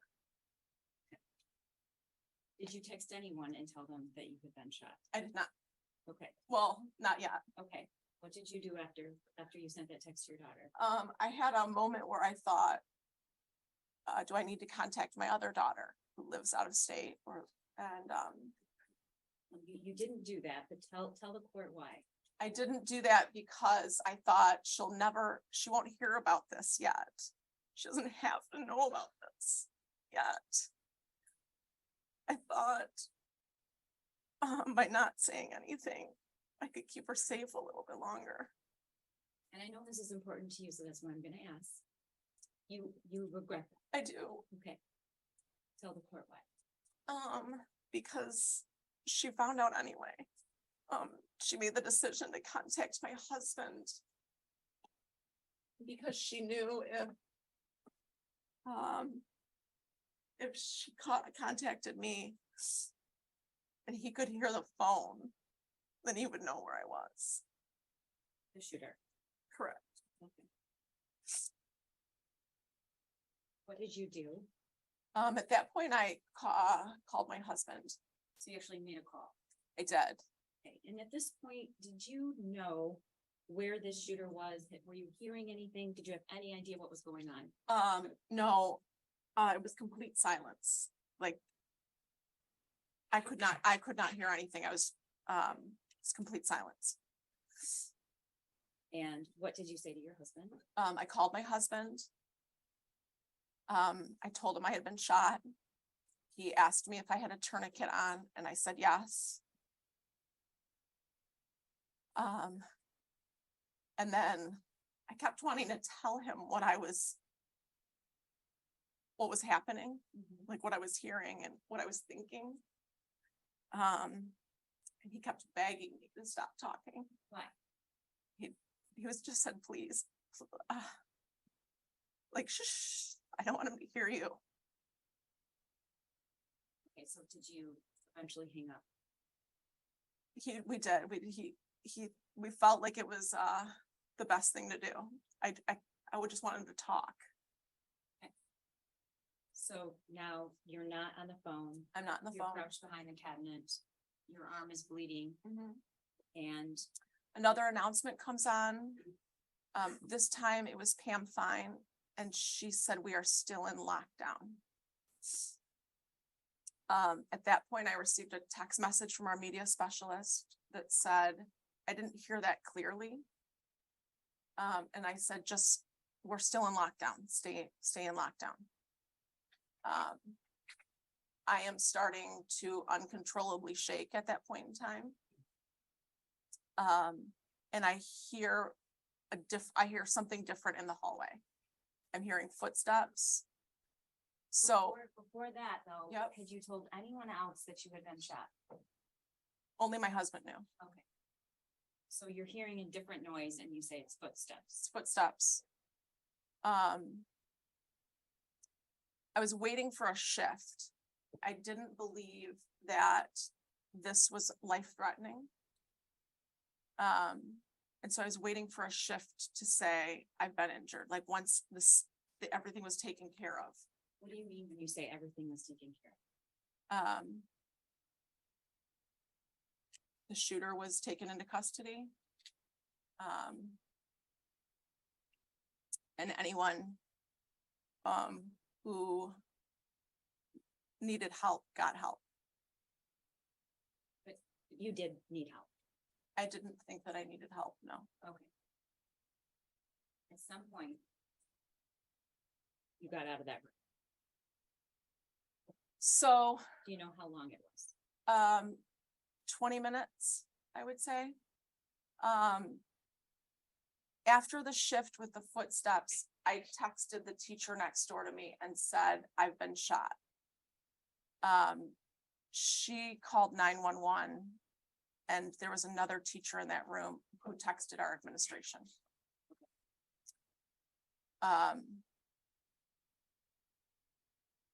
Or Kurt Noose arrived at my door, who was an administrator, assistant principal at the time, still is. He arrives at the door and he says, Molly, are you in there? Or Molly, are you okay? Something to that effect. What did you do? I said, I'm here. But I was afraid to open the door. Why? I've known Kurt for 20 years. I know the sound of his voice, but I did not trust anything in that moment. So you weren't sure it was him? I wasn't. Okay.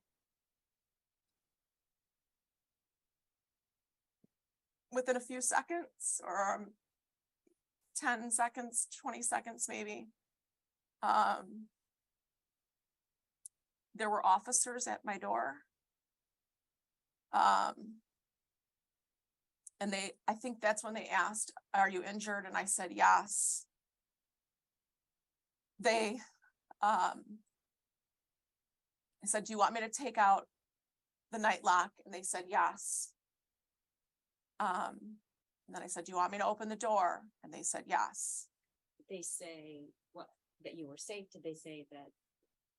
I don't recall that. I opened the door and I was still really crouched down. And they kind of like scooped me up. And started exiting me out door 4. So they take So me you out. walked all the way down the hall? Yep. Out of door 4. Do you remember what you saw when you walked out? What did the hallway look like? Was there anyone there? The hallway was completely vacant. They had me under the arms. There was 2 men with guns both in front of me and behind us. So they walked you out the door and what did you do? Where'd they take you? They walked me out and we just stood beside door 4 for a second. One of the officers went right back in. And the one that stayed with me said, I'm gonna radio for an ambulance. We just need to make sure that nobody else has a higher need than you. Okay. So how long did you stand there? It might have been 3 or so minutes. Okay. And eventually an ambulance came? There was one, yes, Okay. Yes. So they get you in the ambulance and where did Yes. they take you? to the hospital up here. Were you feeling any pain at this point? I could not feel physical pain, no. Some point you found out what your wound was and where it was, correct? So I knew I had sustained an injury to my arm. Can you tell the court what the injury was and? Yeah, I was shot, through the fatty part of my arm, through and through. So I want the record to reflect, Your Honor, that she is pointing to her left shoulder and she is pointing to the portion of her bicep area that is in how many inches away from your heart? About 6. If the record would so reflect. You were treated there and released, correct? Correct. Okay. You said you were in shock. At some point, were you told or did you see the door of your classroom?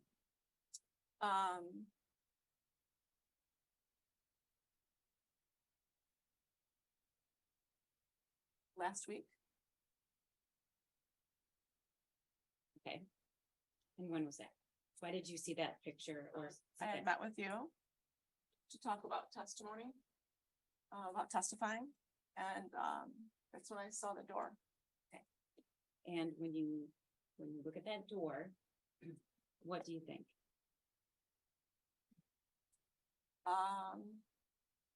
He was aiming to kill me. The top shot was intended for my head. And the 2 shots were intended for my chest.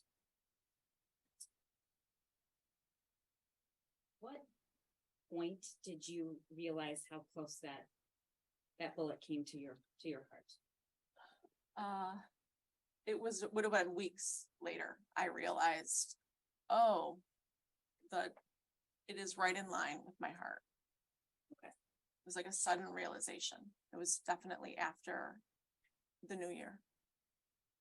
So if you hadn't moved to the right, it would have hit you. In my head or in my chest, yes.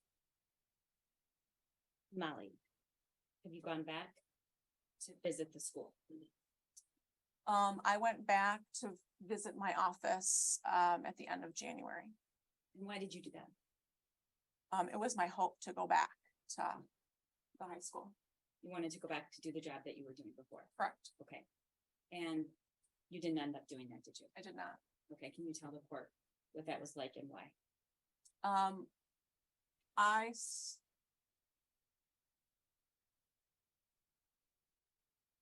I couldn't, I just, at the end, I wanted to go back. I loved the work that I was doing. And I wanted to kind of prove that I could go back.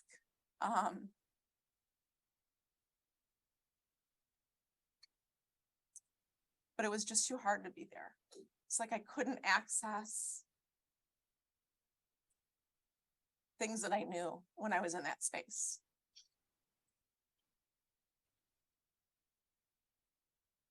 What do you do now? I work at Oxford Virtual Academy as a mentor. Okay. Was there any lasting scar or pain from that injury? There was some numbness for a while. There is still a visible scar. Okay, and I viewed the scar, and I certainly wouldn't ask you to show anyone else, but can you describe where your scar is? Yep. So it's on the back side. It's about right here. I can feel the 2.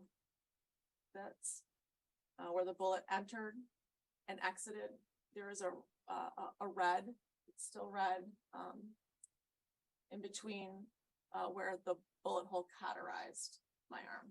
But you can still visibly see where it entered and where it exited. exited. Okay. Molly, I asked you when you sat down why you wanted to be a teacher.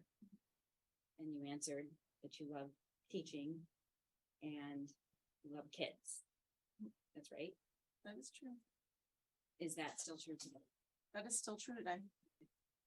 And the last thing I want to ask you is, you said that when you looked into the shooter's eyes, you did not recognize that person? Correct. Okay. Do you see that person anywhere in the courtroom today? I do. Can you describe something he's wearing? He's wearing glasses and an orange top. May the record reflect she's identified the defendant. So reflected. Nothing further. Thank you. Cross.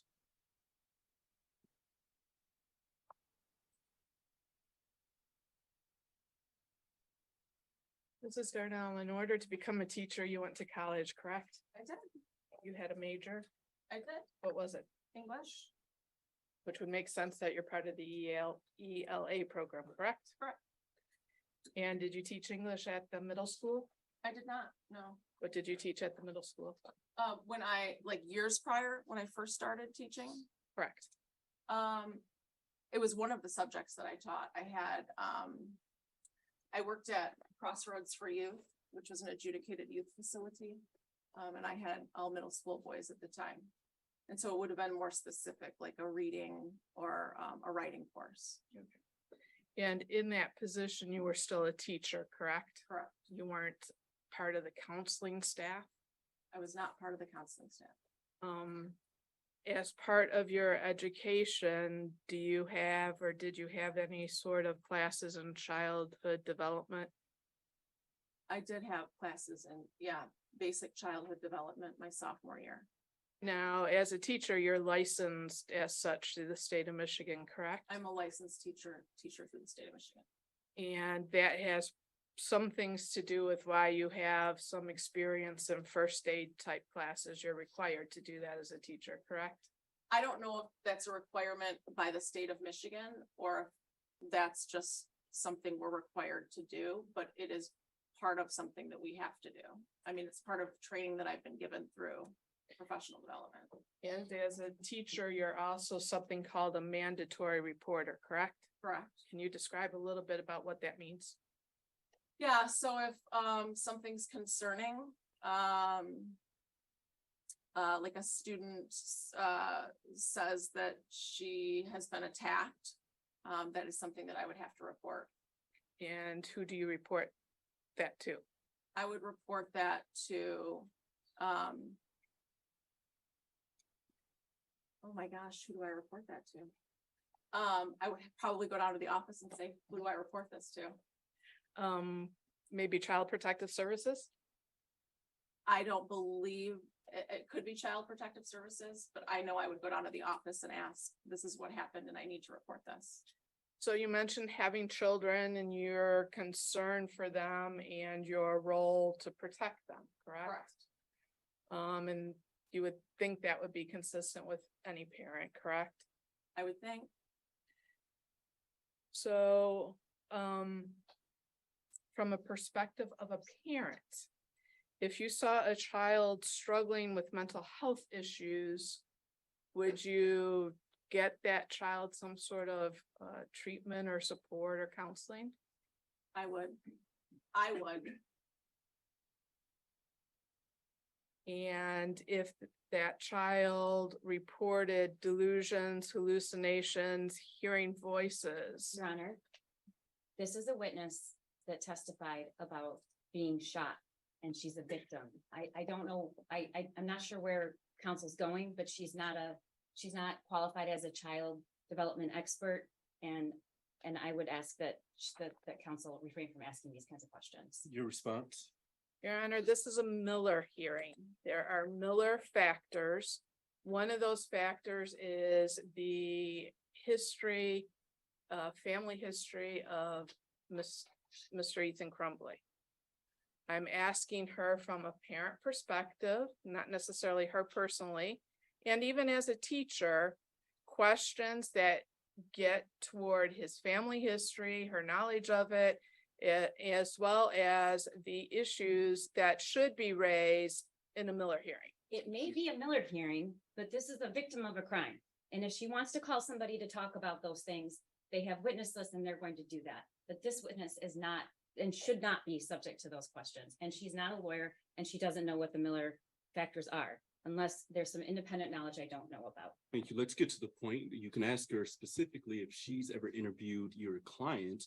I think that's more appropriate, but to ask her general questions, I don't believe that's appropriate here, as you haven't laid the appropriate foundation for this witness to answer those questions. So the objection sustained. You may continue. So if, as a mandatory reporter, you learned that there was a student having hallucinations, mental health issues, delusions, or hearing voices, would that be something that you would report to someone? I would take it down to the office. Yes. And if you knew that a student had been left alone as an elementary student or a middle school student for hours during the evening and nighttime hours, night after night after night, would that also be something that as a mandatory reporter, you would bring to the office's attention? I have never had that happen in my career. I don't know what I would do. That would be something that would concern you enough that you would have to think about whether you would be required to report it then. Would that be fair to say? Your Honor, she's answered the question. She said she doesn't know what she would do.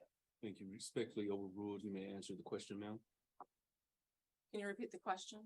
Sure. As a mandatory reporter, if you had learned that a student in an elementary school age or middle school age bracket had been left alone for hours by themselves at night and in the evening, night after night after night, would that be something that you would have to think about reporting to someone? I would be concerned. Absolutely. I don't know the circumstances specifically. I would have to hear what the circumstance, like what are the circumstances exactly that are happening for me to know whether or not I'm reporting. I don't, right, what, like, you're talking middle school, elementary age. There is what's the age limit for kids to stay home alone? Your Honor, she said she doesn't know, please. And Sure. And she's answered the question. You may ask your next question. That's fine. I was waiting for her to finish her response. What age group is in middle school? Well, they start in 6th grade, right? So you're looking at 11, 12, 13. In Oxford is middle school 6th, 7th, and 8th grade, That's correct. but not 9th grade. That would be high school, correct? Correct. Now, do you know what the Miller factors are? I have no idea, Do you know Ethan? other than the moment that I saw him raise the gun to me. I have never seen him before. So you've never had a conversation with him, never had him in class, even in middle school, I'm sorry. No, You've never seen him at lunch. no. Now, as you sit here today and testify on your own personal knowledge, you can't tell us anything about Ethan's family life, correct? Do you know how hard it is to heal from something like this? I avoid everything I can to heal. This is learning about what happened is not part of my healing process. Do you know anything about whether he's been diagnosed with Your a Honor, mental health she has disorder? asked- She has answered this question at this Objection point. sustained. Let's move on. She's already indicated she doesn't know anything about your client. She's never met your client. She has never met him in lunch, etc. Hasn't met him in middle school. And so she wouldn't know any or have any personal knowledge about your client. In fact, the witnesses just said she's tried to avoid everything as a part of her healing. The objection sustained. I'm going to ask respectfully that you move on. Thank you. Do you know what it means to be rehabilitated in the sense of the criminal justice system? Your Honor, I do not. Your Honor. And Your she's Honor. answered the question. I understand your objection. Okay.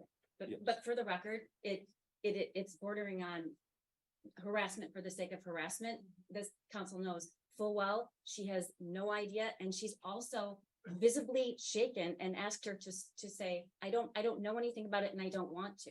The court agrees, and that's why I'm asking counsel to move on away from this, because again, unless you're going to lay the appropriate foundation that she knows something specific about your client, or that she has specific knowledge of childhood trauma, etc., that's a part of the Miller factors, she's already testified that she does not know. And so with that being said, the court is sitting as the trier of fact here, and I've been listening throughout this entire hearing, and I will note that there are some things that have been relevant to the Miller factors. There's things that have not been relevant to the Miller factors.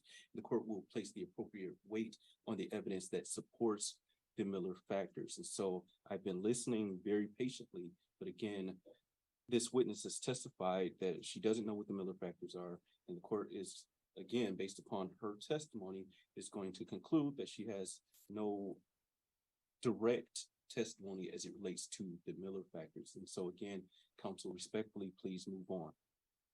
The objection is sustained. How many years did you teach at, Crossroads for Youth? 2 years. Your Honor, that was my last question. Thank you. Thank you, Ms. Hop. Any redirect? Yes. Thank you for being so strong and for having the courage to be here. May she be excused, Your Honor. Yes, ma'am, you are excused. You may also leave the courthouse. Any need to have this witness called back? None at all. Thank you. Thank you, ma'am. You're all set. With that being said, the time is approximately 4:05. As I indicated to council off the record, we will end our hearing before 4:30 because of security building issues. With that being said, we're going to conclude for today's date, and we're going to pick up tomorrow at 8:30 a.m. With that being said, anything else from council this afternoon? No, Judge. I'm sorry, you said 8:30? 8:30. Thank you, Judge. Understood. Thank you. With that being said, deputies, you may take the defendant.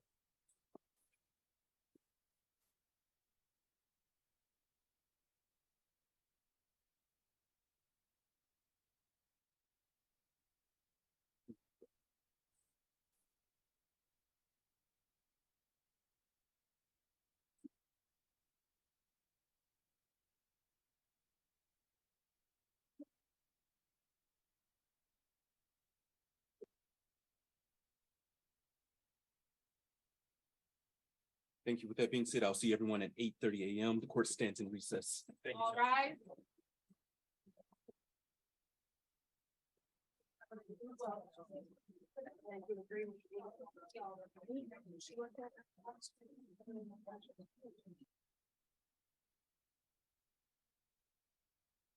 Recording stopped.